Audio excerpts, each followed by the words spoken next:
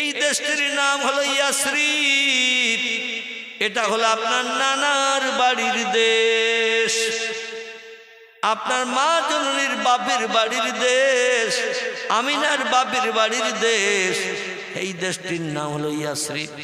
নবী বলছেন, জিবরিল গো, পুরানো ব্যথার কথা তুমি তুলে ধরলে।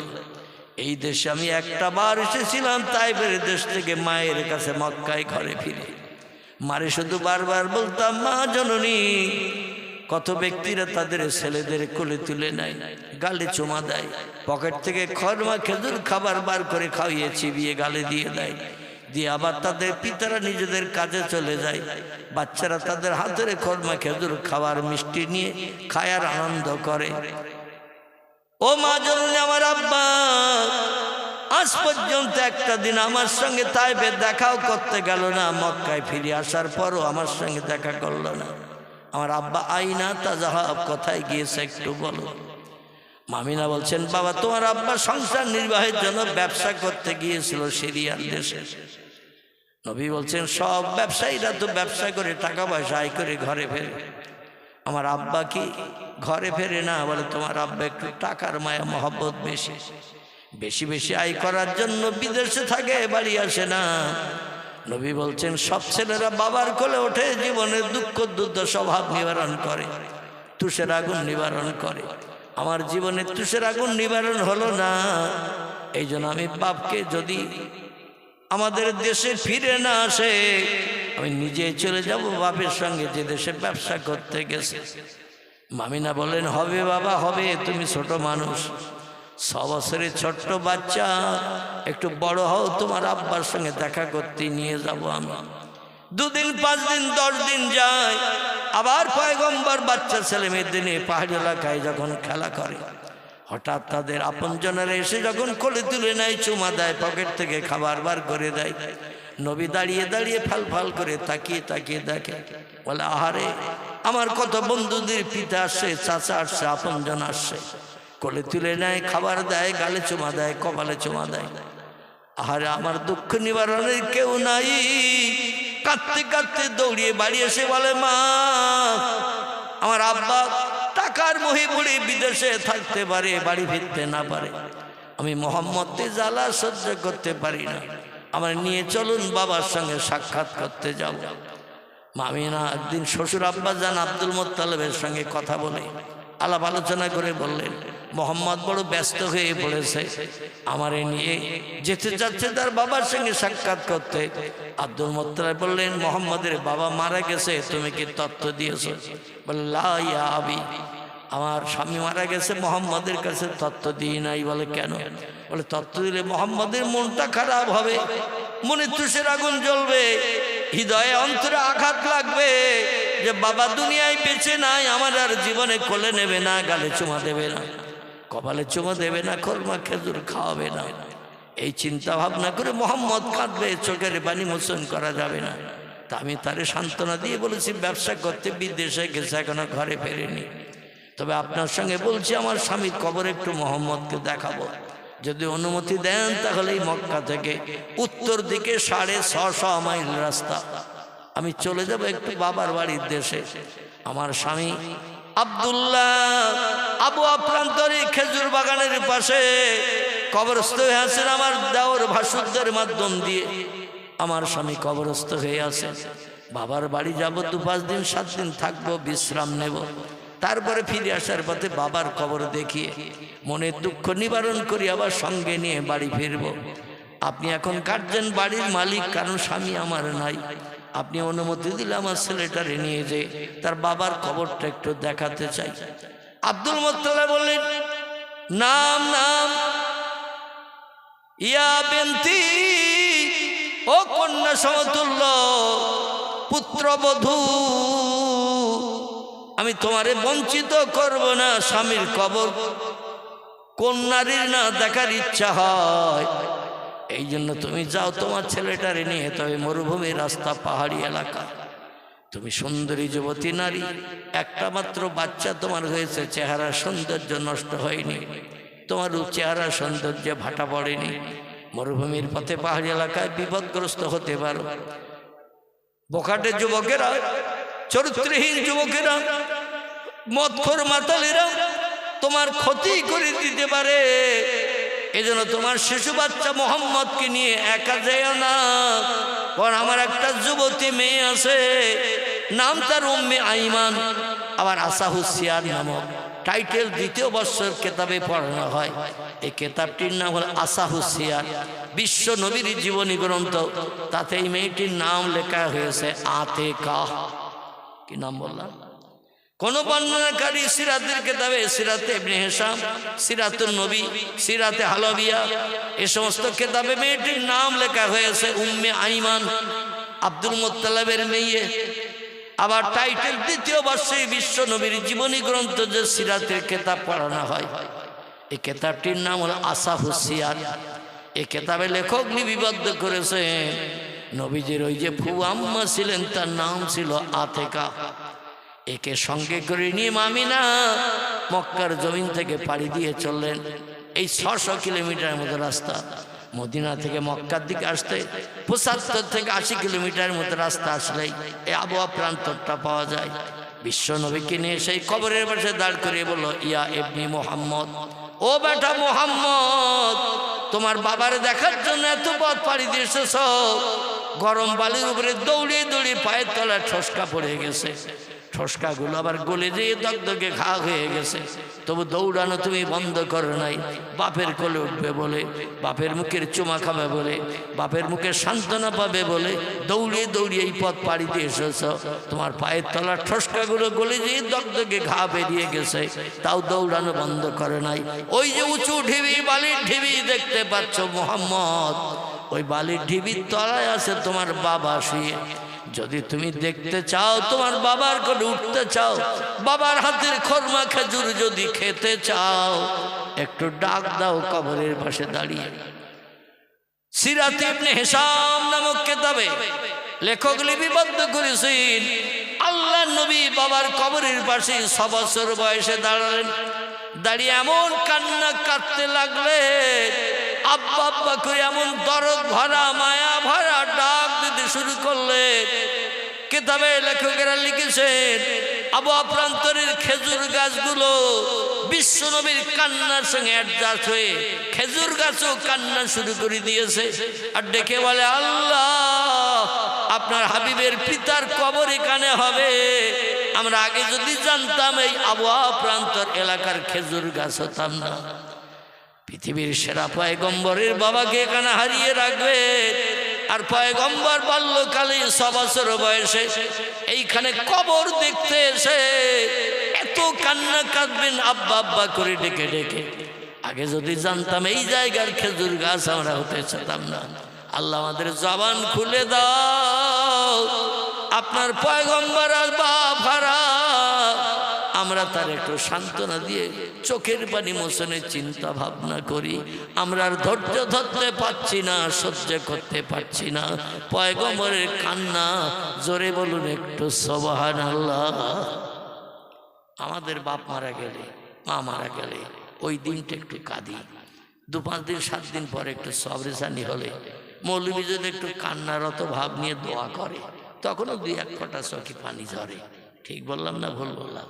তারপরে 2 মাস 6 মাস 1 বছর হয়ে গেলে বাপের নাম আর মনে নাই, মায়ের নাম আর মনে থাকে তো নাকি? আর মনে থাকে না। আরে পয়গম্বর মুহাম্মদ রাসূলুল্লাহর কান্না ওই আবহাওয়া প্রান্তরে বালিরাও পর্যন্ত সহ্য করতে পারিনি। সিরাতের কিতাবে লেখা হয়েছে বালিরাও পর্যন্ত আল্লাহর কাছে ডেকে ডেকে বলে, আল্লাহ আমাদের জবান খুলে দিন। আমাদের বুকের উপর আপনার পয়গম্বর দাঁড়িয়ে আব্বা আব্বা করে এমন মায়া ভরা দরদ ভরা কান্না ভরা আওয়াজ তুলছে, আমরা আবহাওয়া প্রান্তরে বাড়িগুলো পর্যন্ত সহ্য করতে পারছি না। আল্লাহ আমাদের জবান খুলে দিন, আপনার পয়গম্বরকে একটু সান্ত্বনা দেই, ধৈর্য ধরার উপদেশের কথা বলি। আমরা আগে যদি জানতাম আবহাওয়া প্রান্তরে পয়গম্বরের বাবা কবরস্থ হবে, এই জায়গার বালি আমরা হতে চাইতাম না। অন্য কোনো জায়গার বালি বানাতেন, আমরা তাতেই খুশি হয়ে যেতাম। জোরে বলুন একটু সুবহানাল্লাহ। বিশ্বনবী মুহাম্মদ রাসূলুল্লাহ আব্বা বলে বলে ডেকে ডেকে যখন কাঁদছে, মামিনা স্বামী হারা বিধবা, তিনি কাঁদতে কাঁদতে আছাড় খেয়ে পড়েছেন পয়গম্বরের পাশে স্বামীর কবরের ধারে। আল্লাহ নবী হঠাৎ করে একটা শব্দ শুনলেন, একটা মানুষ দাঁড়িয়ে দাঁড়িয়ে কাঁদছিলেন, তিনি হলেন পয়গম্বরের মা। যেই পড়ে গেলেন একটা শব্দ হয়েছে, আল্লাহর পয়গম্বর একটু চোখ হালকা করে দেখলেন, তার জনম দুঃখিনী মা আব্বার কবরের পাশে গরম বালির উপরে শুয়ে পড়েছেন, নড়ে না চড়ে না, কোনো কথা বলে না। বিশ্ব নবী কান্না বন্ধ করে মায়ের পাশে মায়ের মা ধরে মাথা নাড়া দিচ্ছেন, এ মা জননী, আর বাবার কাছে আসতে চাইব না, বাবার নাম আর করব না, আপনি গরম বালির উপরে শুয়ে থাকবেন না। গরম বালির উপরে আমি হেঁটে হেঁটে আমার পায়ের তলায় ঠোসকা পড়ে গিয়েছিল, গরম বালিতে দৌড়িয়ে দৌড়িয়ে ঠোসকাগুলো গলে যে দগদগে ঘা বেরিয়ে গেছে। শুধু বাবার কবর দেখব, বাবার চেহারা দেখব, বাবার কোলে উঠব, বাবার কাছে মনের দুঃখের কথা জানাবো, এই চিন্তা ভাবনা নিয়ে এত দূরের পথ মক্কা নগরী থেকে উত্তর দিকে চলে এসেছি। বালির উপরে আর আপনি শুয়ে থাকবেন না গো মা, আপনার পিঠেও ঠোসকা পড়বে, আপনার পায়েও ঠোসকা পড়বে, হাতও ঠোসকা পড়বে।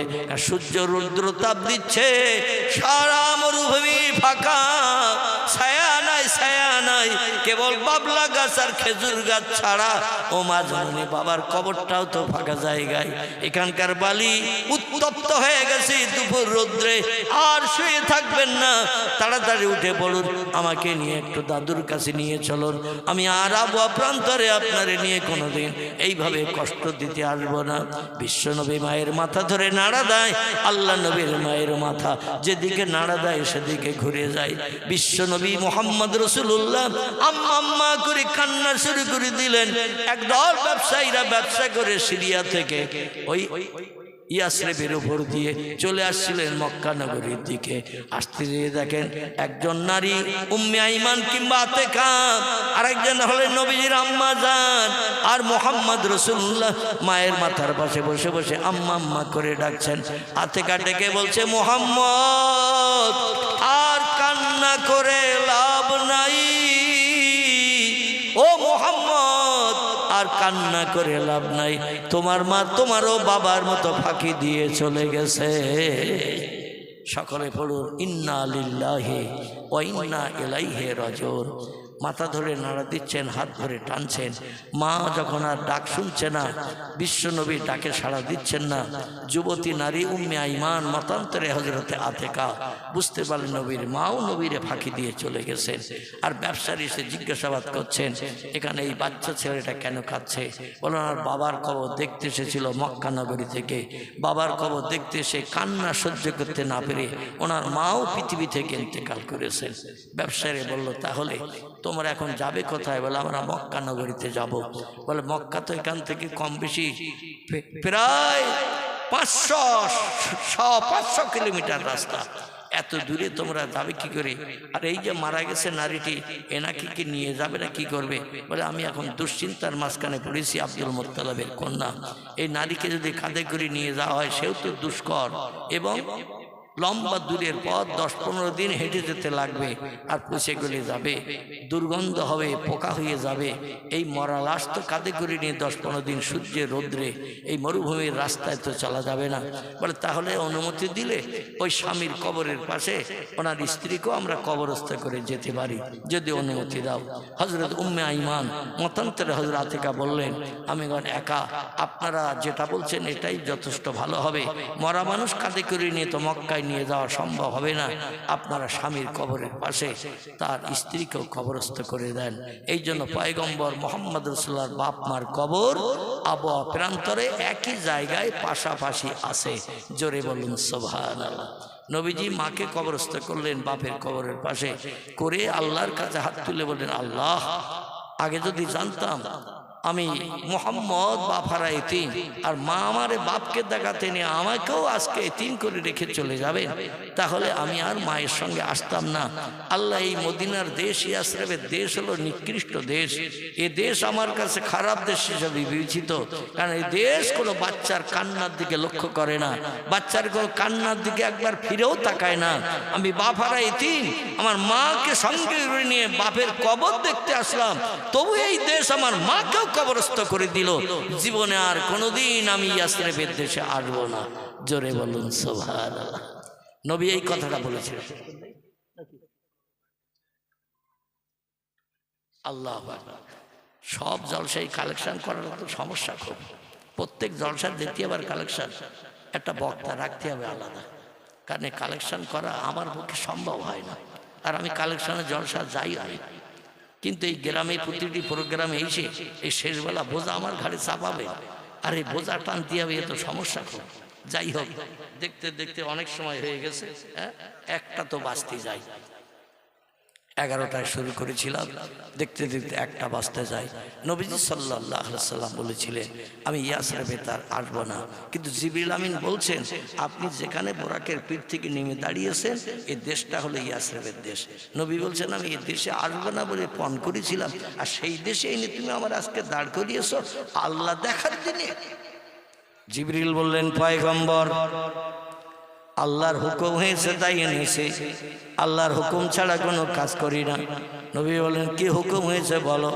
বলে আপনি যেখানে নেমে দাঁড়িয়েছেন এই জায়গাটা রাতের বেলা একটু ভালো করে দেখে নিন। আপনি মেরাজ করে আসার পরে মক্কা নগরীতে যখন ফিরে আসবেন, আল্লাহ কিছুদিন মক্কায় রেখে আপনাকে হিজরত করে এই নানার বাড়ির দেশে আসতে বলবেন কলেমার দাওয়াত দেওয়ার জন্য।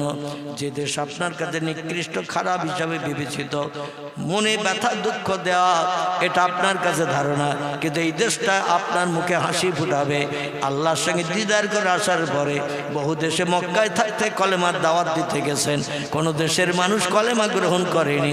আর ইয়াসরিবে যখন কলেমার দাওয়াত দিতে আসবেন হাজারে হাজার মানুষ আপনার হাতে হাত দিয়ে কলেমা পড়ে ঈমান এনে মুসলমান হবে। জোরে বলুন একটু সুবহানাল্লাহ। এই দেশের মানুষই কলেমা পড়বে, আপনার মুখে হাসি ফুটাবে, ইয়া রাসূলুল্লাহ ইয়া হাবিবাল্লাহ হুজুর। আর এই দেশে আপনি যখন আসবেন কলেমার দাওয়াত দিতে, এই দেশের জমিনে এই যেখানে দাঁড়িয়ে আছেন এই জায়গায় আপনার বসবাসের ঘর তৈরি হবে। জোরে বলুন একটু সুবহানাল্লাহ। বাকি জিন্দেগি যতদিন বাঁচবেন এই দেশের জমিন আপনি ঘর বেঁধে বসবাস করবেন, আর যেখানে ঘর হবে সেই জায়গাটা এই জায়গা। নবী বললেন তাই নাকি? বলে না মহা, এই জায়গায় আপনার বাকি জিন্দেগি বসবাসের জায়গা হবে। আল্লাহ নবী বললেন আর কোনো তথ্য দেবে নাকি? এই ইয়াসরিবের দেশে যদি দিতে চাও তাড়াতাড়ি দাও, আমি আল্লাহর দেখার জন্য পাগল পারা হয়ে গেছি। জিবরিল বললেন পয়গম্বর এখন আরো দুটো তথ্য আপনাকে দেব। 2 নম্বরের তথ্য হলো পয়গম্বর আপনি শুনুন, এই যেখানে আপনি বসবাস করবেন ঘর বেঁধে কলেমার দাওয়াত দিতে এসে, এখানে আপনার একজন বিবাহিতা স্ত্রীর ঘর হবে। এই জায়গাটা তিনি অন্য কেউ নন, আপনার মহব্বতের সাথী, প্রথম বয়স্কদের ভিতরে হাতে হাত দিয়ে কলেমা পড়ে মক্কা নগরীতে মুসলমান হয়েছিলেন যিনি, তার নাম হলো আবু বকর সিদ্দিক। তারই প্রাণ প্রিয় কন্যা যার নাম হলো উম্মুল মুমিনিন হযরতে মাইশাতুল হুমায়রা। আপনি মদিনায় আসার পরে আয়েশার সঙ্গে আপনার বিয়ে হবে, আর বিয়ের পর আয়েশাকে নিয়ে এই জায়গায় আপনি ঘর বেঁধে বসবাস করবেন 10 বছর। জোরে বলুন একটু সুবহানাল্লাহ। ক বছর? 10 বছর এখানে আপনি ঘর বেঁধে বসবাস করবেন, আয়েশাকে নিয়ে সংসার করবেন। নবী বলছেন আর কোনো তথ্য দেবে নাকি? জিবরিল বলেন না ইয়া রাসূলুল্লাহ, আল্লাহ আর একটা তথ্য আমারে জানিয়ে দিয়েছেন অ্যাডভান্স, যেটা পৃথিবীর কোনো মানুষ জানে না, আল্লাহ সব খবর জানেন। তিনি জানিয়ে দিয়েছেন এই আয়েশার ঘরের ভিতরে এখানেই বসবাস করতে করতে 10 বছর কাল অতিক্রান্ত যখন হবে এখানেই আপনার মরণ হবে, আয়েশার ঘরের ভিতরে আপনার মরণ হবে। আর কিয়ামত পর্যন্ত আয়েশার ঘরের ভিতরে আপনাকে কবরস্থ হয়ে থাকতে হবে। জোরে বলুন একটু সুবহানাল্লাহ। পশ্চিম দিক থেকে সূর্যোদয় হবে, পূর্ব দিকে অস্তমিত হতে যাবে। সেদিন ইসরাফিল আলাইহিস সালামকে দিয়ে আল্লাহ নুফিখা ফিস সূরে ফাইজা হুম মিনাল আজদাস ইলা রাব্বিহিম ইয়ানসিলুন। আল্লাহ সেদিন দুনিয়া প্রলয় করার জন্য ইসরাফিলকে দিয়ে সিংহায় ফুৎকার করাবে। আর ইসরাফিলের সিংহায় যেদিন উনি ফু দেবেন এক মুখে, আর এক মুখ দিয়ে সুপার সাইক্লোন টর্নেডোর ঘূর্ণিঝড় শুরু হয়ে যাবে। পৃথিবীর জমিনে একটাও গাছ দাঁড়িয়ে থাকবে না। কি বলছেন আপনি? ও একটু সামনের দিকে আসেন। আসলে আমারও ভাই মনে হয় নতুন বর হয়ে এসেছে, মানে কেউ মুখ টুক দেখুক এটা পছন্দ করে না।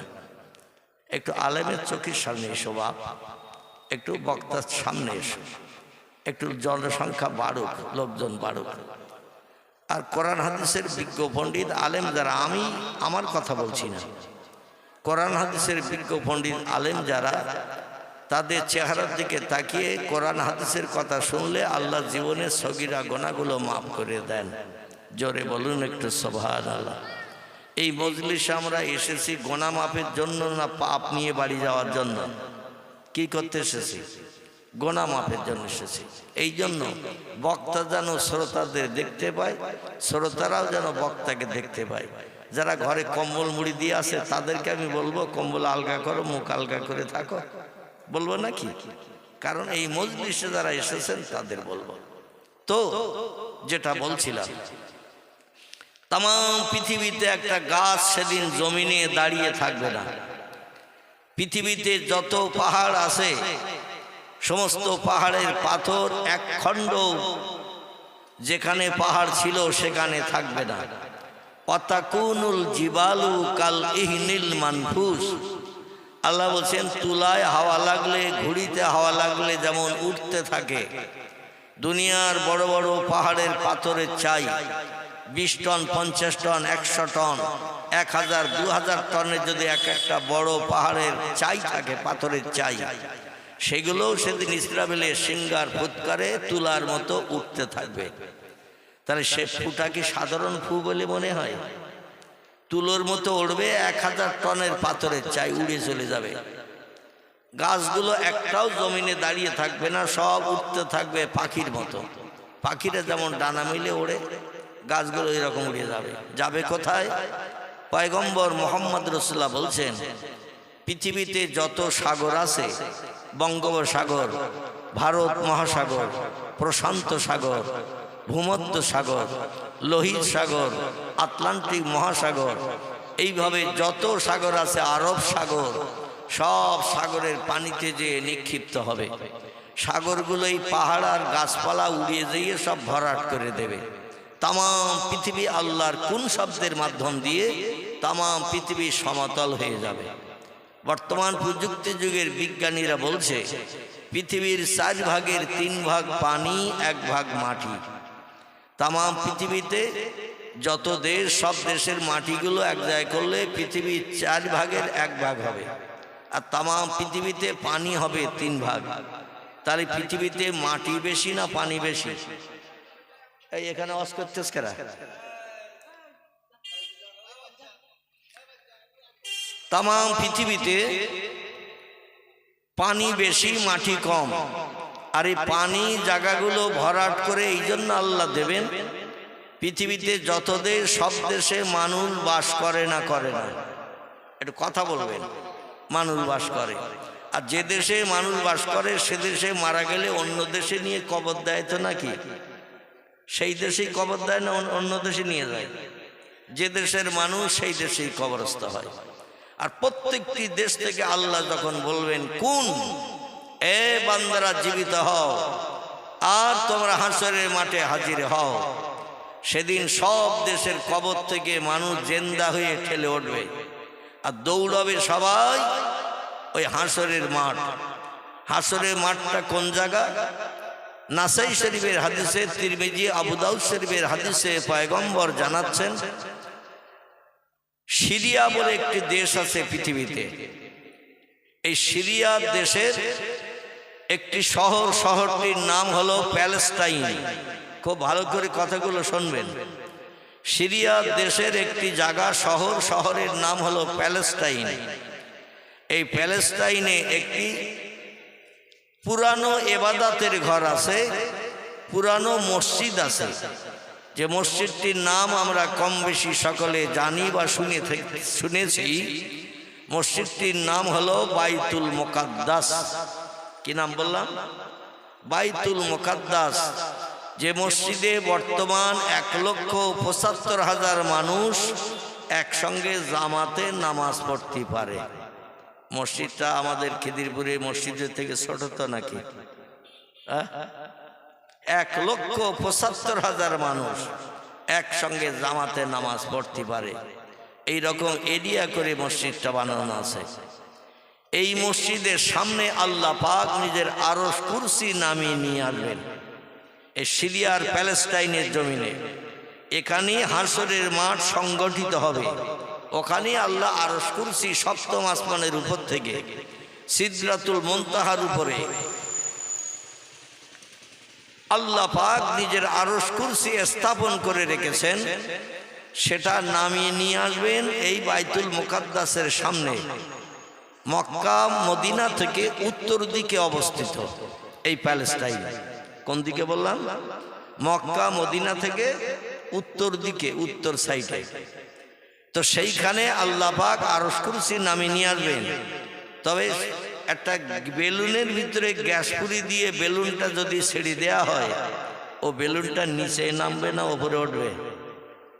বেলুন উপরে উঠবে, কারণ গ্যাস দিলে ও আর নিচে নামে না, উপরের দিকে ওঠে। আল্লাহর আরশ কুরসিটা ওই রকম গ্যাসের মতো শূন্য হাওয়ায় দাঁড়িয়ে থাকবে। জোরে বলে একটু সুবহানাল্লাহ। এন্ড আল্লাহ ওটা পারবে না? পারবে না। শুধু তিনি বলবেন কুন ফায়াকুন, সঙ্গে সঙ্গে সেটা হয়ে যাবে। তার পাওয়ার শক্তি ক্ষমতা এমন, অতীতে যেমন ছিল বর্তমানে তেমন আছে, ভবিষ্যতে আল্লাহর ক্ষমতায় হেরাস হবে তো নাকি? আল্লাহর ক্ষমতা তেমনই থাকবে। তিনি শুধু বলবেন কুন, সঙ্গে সঙ্গে শূন্যে দাঁড়িয়ে থাকবে এই আরশ কুরসি। আর আরশ কুরসির সামনে থেকে হাসরের মাঠ সংগঠিত হবে। আর এই আরশ কুরসির তলায় যারা দাঁড়ানোর জায়গা পাবে তাদের মাথায় সূর্যের রৌদ্র লাগবে না। আমি মির্জাপাড়া পুকুরের কাছ দিয়ে যখন আসছিলাম তখন শুনছিলাম আমার পূর্ববর্তী বক্তা বলছিলেন 12টা সূর্য উদয় হবে, বলছিলেন না? কিন্তু আসলে সূর্য 12টা উদয় হবে না। সূর্য উদয় হবে একটা, মুখ হবে 12টা।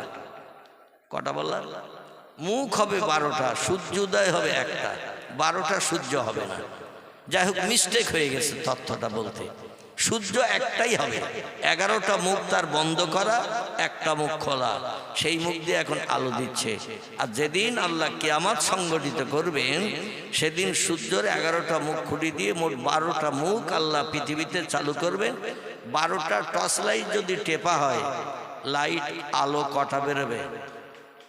12টা টর্চ লাইটে যদি সুইচ টেপা হয় 12টা আলো বেরোবে। ওই রকম এক সূর্য থেকে আলো বেরোবে 12টা। এই 12টা আলো পৃথিবীর জমিনে আসবে। বর্তমান প্রযুক্তি যুগের বিজ্ঞানীরা বলছে পৃথিবীর জমিন থেকে সূর্যের দূরত্ব হলো 9,30,00,000 মাইল দূর। কতটা বললাম? 9,30,00,000 মাইল দূর। আপনাদের এখান থেকে বারাসাত কত দূর হবে? বারাসাত 50 কিলোমিটার। ঠিকই বলেছেন, কারণ বসিরহাট থেকে বারাসাত হলো 42 কিলোমিটার। তার থেকে আরো 8-10 কিলোমিটার জুড়লে 50-52 কিলোমিটার হবে। এখন এখান থেকে বারাসাত কি কাছের কাছে? 50 কিলোমিটার দূরটা কি কাছে? কিন্তু আল্লাহ সূর্য কত দূরে একবার চিন্তা ভাবনা করেন। বিজ্ঞানীরা এই তত্ত্বটা দিল কি করে আমি সেটাও আপনাদের কাছে বলি, যদিও মগজে ধরে রাখতে পারেন। সূর্য প্রথম পূর্ব দিকে উদয় হয়ে যখন লাইট ছাড়ে আলো, এই আলোটা পৃথিবীর জমিনে এসে জমিনে লাইট আর সূর্যের আলো পড়তে সময় লাগে 8 মিনিট। ক মিনিট বললাম? সূর্য যখন আলো ছেড়ে দেয় তার থেকে পৃথিবীর জমিনে লাইট ফেলতে, কিরণ ফেলতে, এই আলো ছেড়ে দেওয়ার পরে আলোটা পৃথিবীর জমিনে ওখান থেকে সূর্যের কাছ থেকে আসতে জমিনে লাইটটা পড়তে সময় লাগে 8 মিনিট। আর এক এক সেকেন্ডে সূর্যের গতি থাকে 86,000 কিলোমিটার।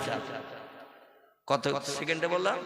1 সেকেন্ডে 1 সেকেন্ডে সূর্যের আলোর গতি দ্রুত চলে যায় ৮৬,০০০ কিলোমিটার, আর আসতে লাগে 8 মিনিট। এইটাকে নিয়ে বিজ্ঞানীরা গুণ করে তত্ত্ব দিয়েছেন, পৃথিবীর জমিন থেকে সূর্য যেখান থেকে আলো দেয়, এই জমিন থেকে সূর্যের দূরত্ব হলো ৯,৩০,০০,০০০ মাইল দূর। বিজ্ঞানীদের জিজ্ঞাসাবাদ করা হয়েছে সূর্য কোথায় আছে। বিজ্ঞানীরা বলছে সূর্য মহাশূন্যে ভাসমান। পয়গম্বর মোহাম্মদ রসুল্লাহ এই মাসের ২৬ তারিখের দিনগত রাত আল্লাহর সঙ্গে যেদিন দিদার করতে গিয়েছিলেন, সেদিন তিনি আল্লাহর বানানো কিছু সৃষ্টির রণকৌশল দেখলেন, আল্লাহর বানানো সৃষ্টির কিছু নমুনা দেখলেন, যে নমুনাগুলো কিয়ামত পর্যন্ত এখনো পৃথিবীর বিজ্ঞানীরা ধরতে পারেনি। নবী যে তত্ত্বগুলো দিয়েছেন সাহাবীরা হাদিসে লিপিবদ্ধ করেছেন। এখন একটা তথ্য আমরা মিথ্যা বলে ধারণা করব কি? একটা তত্ত্ব মিথ্যা বলে ধারণা করব? যদি আমরা নবীজির একটা তত্ত্ব হাদিসের কথা মিথ্যা বলে ধারণা করি, আমাদের ঈমান নষ্ট হয়ে যাবে। আর যাদের ঈমান থাকবে না তাদের জায়গা কোথায় হবে?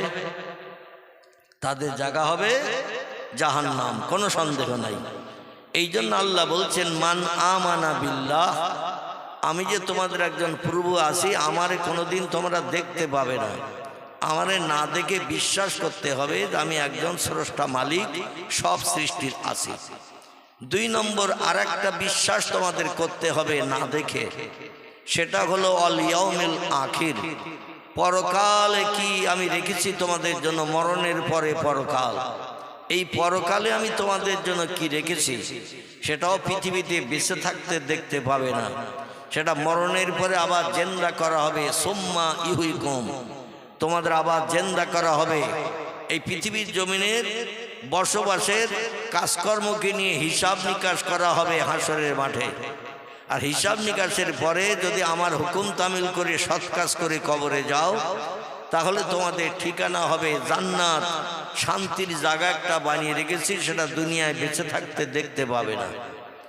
আর যদি আমার হুকুমের খেলাপ করে মদ খাও, সুদ খাও, ব্যভিচারী করো, ঘুষ খাও, গরিব এতিমের হক ফাঁকি দিয়ে খাও, বিধবার দরজার কড়া নাড়া দিয়ে জীবন যৌবনের খোদানিবৃত্তি করে আসো টাকার বিনিময়ে, নাউজুবিল্লাহ, এভাবে যদি কোনো ব্যক্তির প্রাণ নাশ করে তার বিবি বাচ্চারে বিধবা এতিম তোমরা বানিয়ে দাও, এই পৃথিবীতে কারো গালে অন্যায়ভাবে যদি চড় মারো, কটু কথায় কাউরে যদি গালি দাও, কারো উপরে যদি আঘাত করো, এর প্রতিদান হলো নরক, অগ্নি, জাহান্নাম। এই জাহান্নামের অধিবাসী তোমাদের হতে হবে। অহম ফিহা খালিদুন, যুগ যুগ ধরে জাহান্নামের আগুনে তোমাদের দগ্ধ করা হবে। লা ইয়ামুতু ওয়ালা ইখরিজ ফিহা, মরণ কোনোদিন কোনো জাহান্নামের আগুনে পুড়ে হবে না। আর কোনো বন্ধু এসে বাইরে বার করে তারে স্বস্তি দিয়ে মুখে হাসি ফুটাতে পারবে না। যুগ যুগ ধরে জাহান্নামের আগুনে জ্বলতে হবে। দুনিয়ায় বেঁচে থাকতে এই জাহান্নাম কেমন জিনিস, কেমন আগুনের কুণ্ড, এটা দেখতেও পাবে না। জাহান্নামের আগুন কেমন কেমন জ্বালা যন্ত্রণা পুড়ালে হবে, দুনিয়ায় বেঁচে থাকতে ওটা দেখতে পাবে না। জান্নাত কেমন শান্তির জায়গা, 70টা যুবতী হুরগেলেমান মেয়েরা তোমার সেবা যত্ন করবে, পরিষেবা দেবে, যেটা চাইবে সেটা দেবে, প্রয়োজনে মাথায় তেল মালিশ করবে, গা টিপে দেবে, সব কিছু করবে, যা বলবে শুনবে। একটা নয়, স্ত্রী হবে পুরুষের 70টা। কটা? 70টা স্ত্রী হবে 18 বছরের যুবতী মেয়ে। কোরআনের সূরা রহমানে আল্লাহ পাক এই হুরগেলেমানদের সম্পর্কে অনেক তথ্য কোট করেছেন। যাই হোক, এই জান্নাত আমরা দুনিয়ায় বেঁচে থাকতে দেখতে পাবো না, জাহান্নামও দেখতে পাবো না। না দেখে বিশ্বাস করতে হবে দুটি জিনিস। একটা হলো তামাম সৃষ্টির স্রষ্টা যিনি, নাম তার আল্লাহ সুবহানাহু ওয়া তাআলা, তাকে আমরা দেখতে পাবো না। জাহান্নাম আর জান্নাত আমরা দেখতে পাবো না। এই দুটি জিনিস না দেখা সত্ত্বেও বিশ্বাস করতে হবে। এর আরবি নাম হলো ঈমান, বাংলা নাম হলো বিশ্বাস। আর জাহান্নামের আগুন থেকে নিষ্কৃতির জন্য, স্বস্তি পাওয়ার জন্য যদি জাহান্নামের ভয়ে তোমরা কোনো সৎ কাজ করো, আমি আল্লাহ আমার হুকুম তামিল করো, আমার হুকুমের যদি মর্যাদা তোমরা দাও, তাহলে ও আমিলা সালেহা, একটু ভালো ভালো কাজ, সৎ কাজ, ভালো ভালো কাজ করো। ভালো কাজ কি? মুয়াজ্জিন আযান দিলে সেই ওয়াক্তের নামাজ পড়তে হবে। রমজান মাস আসলে 1 মাস দাঁতে দড়ি দিয়ে না খেয়ে পিপাসায় কাতর হয়ে সন্ধ্যার মাগরিবের আযান পর্যন্ত অনাহারা থাকতে হবে। আল্লাহ সারা জীবনে একটাবার যদি সোনার মক্কা মদিনা দেখার মতো টাকা জোগাড় করে দেয়, আপনাকে হজ পাক করতে হবে। এটা হলো আল্লাহর ফরজ হুকুম। এটা প্রত্যেকটি ইমানদার মুমিন মুসলমানদের আদায় করতে হবে, না করলে অপরাধী সাব্যস্ত হতে হবে। নবী বলছেন হজে যাওয়ার মতো টাকা জোগাড় হলো, কিন্তু সেই লোকটার হজে যাওয়ার মতো টাকা জোগাড় হওয়ার পরে জমি কিনে একটু জমি বাড়ালো, দোকান করে দোকান বাড়ালো, ব্যবসা বাড়ালো, বলল পরের বছর যাব, তারপরের বছর যাব, কিন্তু দেখা গেল পরে আর টাকা জোগাড় হলো না। আল্লাহ নবী বলছেন ফালাইসা মিন্নি মিন ইয়াউমিল কিয়ামাত, হাসরের মাঠে ওই লোকটার সঙ্গে আমার কোনো সম্পর্ক থাকবে না, সে আমার কেউ না, আমি তার কেউ না। এমনকি পয়গম্বর আরো তথ্য দিয়েছেন, মরণের পরে কবরে তার চেহারাটা শুকর মার্কা হবে। জোরে বলুন একটু নাউজুবিল্লাহ, একটু জোরে বলেন নাউজুবিল্লাহ। তবে যারা গরিব মানুষ, এদের জন্য যাকাত দিতে হবে না, হজ করতে হবে না। শরীয়তের 5টা স্তম্ভের ভিতরে 3টি তাদের পালন করতে হবে। একটা হলো আল্লাহর না দেখে স্রষ্টা বলে মানতে হবে, পয়গম্বর মুহাম্মদ রাসূলুল্লাহর নেতৃত্ব জীবনে বিশ্বাস করে নিতে হবে। তার মতো ভালো নেতা, ভালো মানুষ পৃথিবীতে আর কেউ বলেন নাই। এইটাই আমি একটু শুনতে চাচ্ছিলাম। এই নাই শব্দটা আপনারা বললেই নবীজির উপরে ঈমান আনা হলো। খোদার কসম, হাসরের মাঠে নবী আপনারে ফেলে জান্নাতে যাবে না। জোরে বলুন একটু সুবহানাল্লাহ। এই জন্য নাই শব্দটা বলা যাবে না, যাবে না। নবীর মতো ভালো নেতার কেউ নাই, এই শব্দটা বললে নবীর উপরে আপনার মহব্বত, প্রেম, ভালোবাসার নমুনা রক্ষা হলো। আর নবী এই রকম উম্মতকে হাসরের মাঠে বিপদে রেখে জান্নাতে যাবেন না। জোরে বলি একটু সুবহানাল্লাহ। আমার ভাইরা,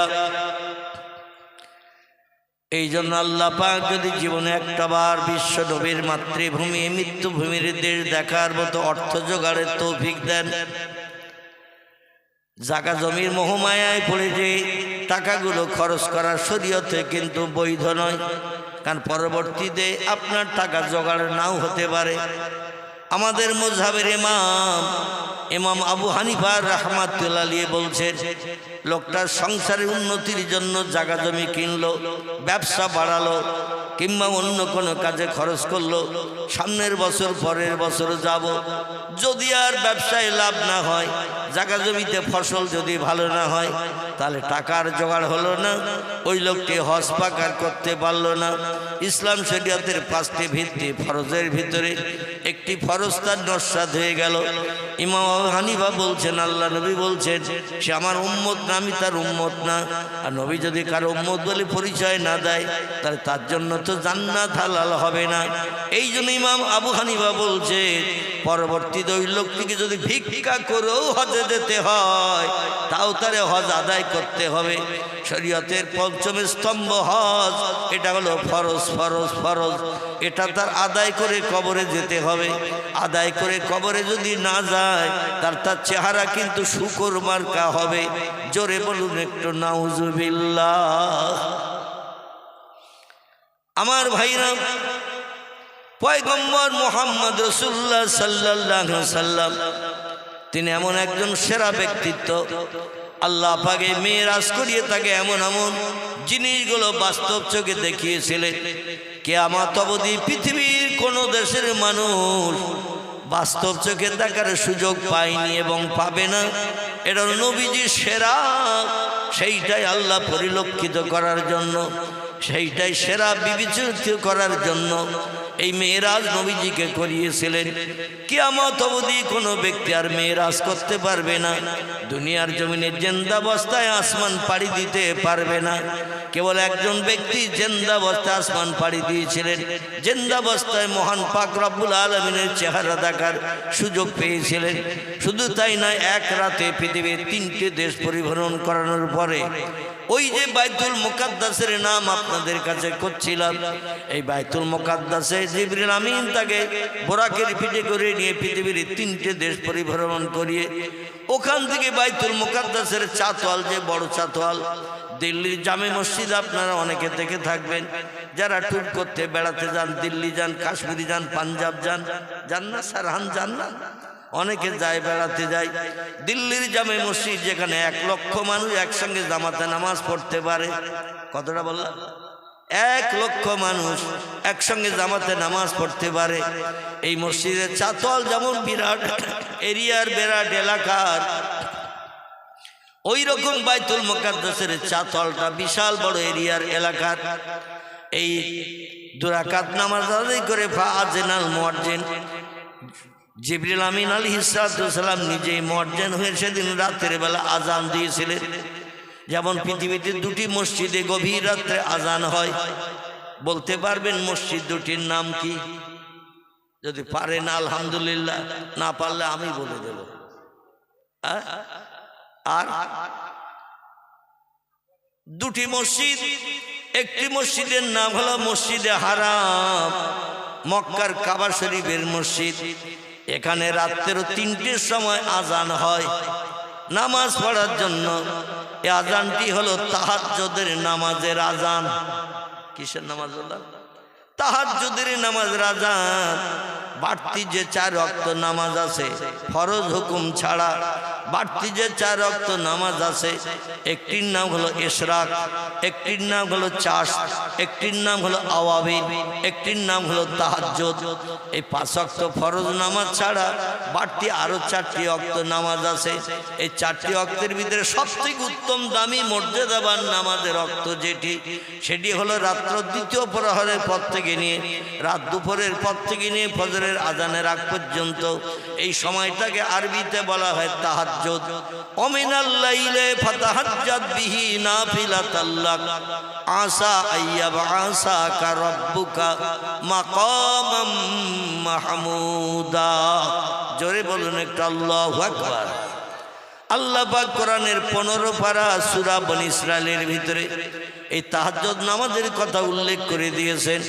যারা তাহাজ্জুদের নামাজ আদায় করে, বিবি বাচ্চার মায়া ছাড়ে, শান্তির সোজা বিছানায় লাথি মারে, ঘুমকে হারাম করে রাত জেগে জেগে যারা তাহাজ্জুদের নামাজ পড়ে, আল্লাহর অতি তাড়াতাড়ি তারা আপন বানানোর সুযোগ পেয়ে যায়।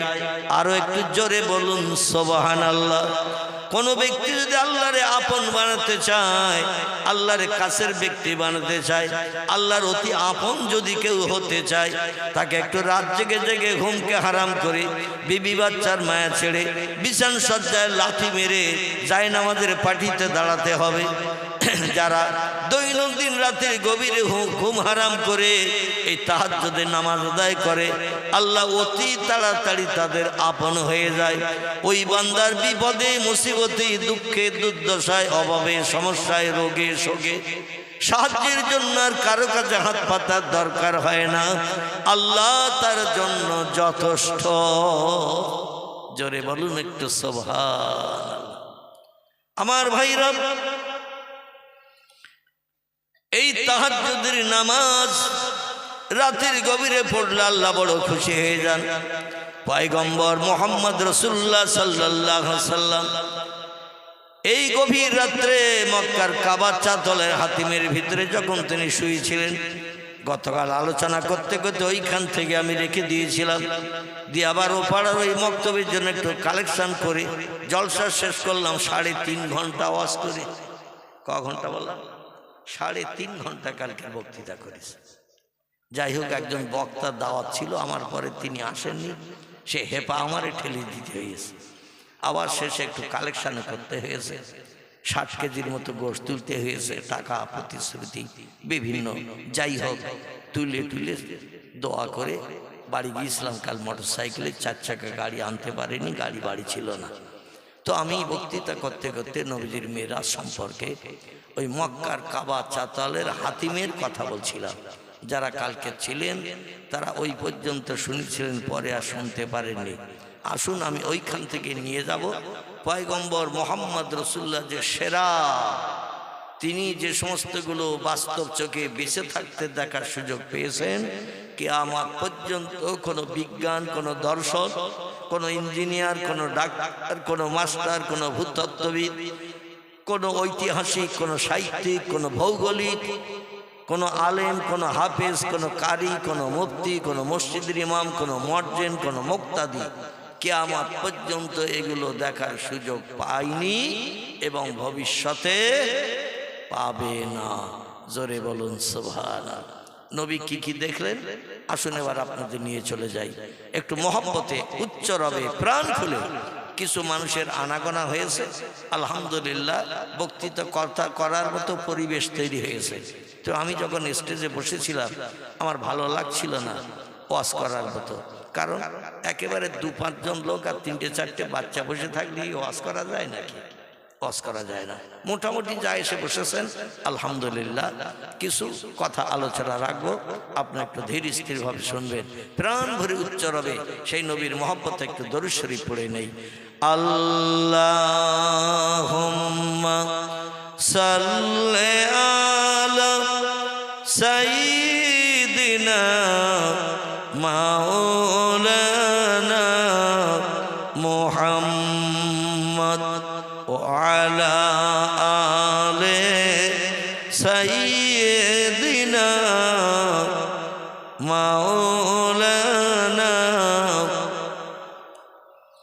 জিবরিল আমিন আল্লাহর হুকুম তামিল করে জান্নাত থেকে একটি রকেট নিয়ে আসলেন মক্কার কাবা শরীফের চাতালে।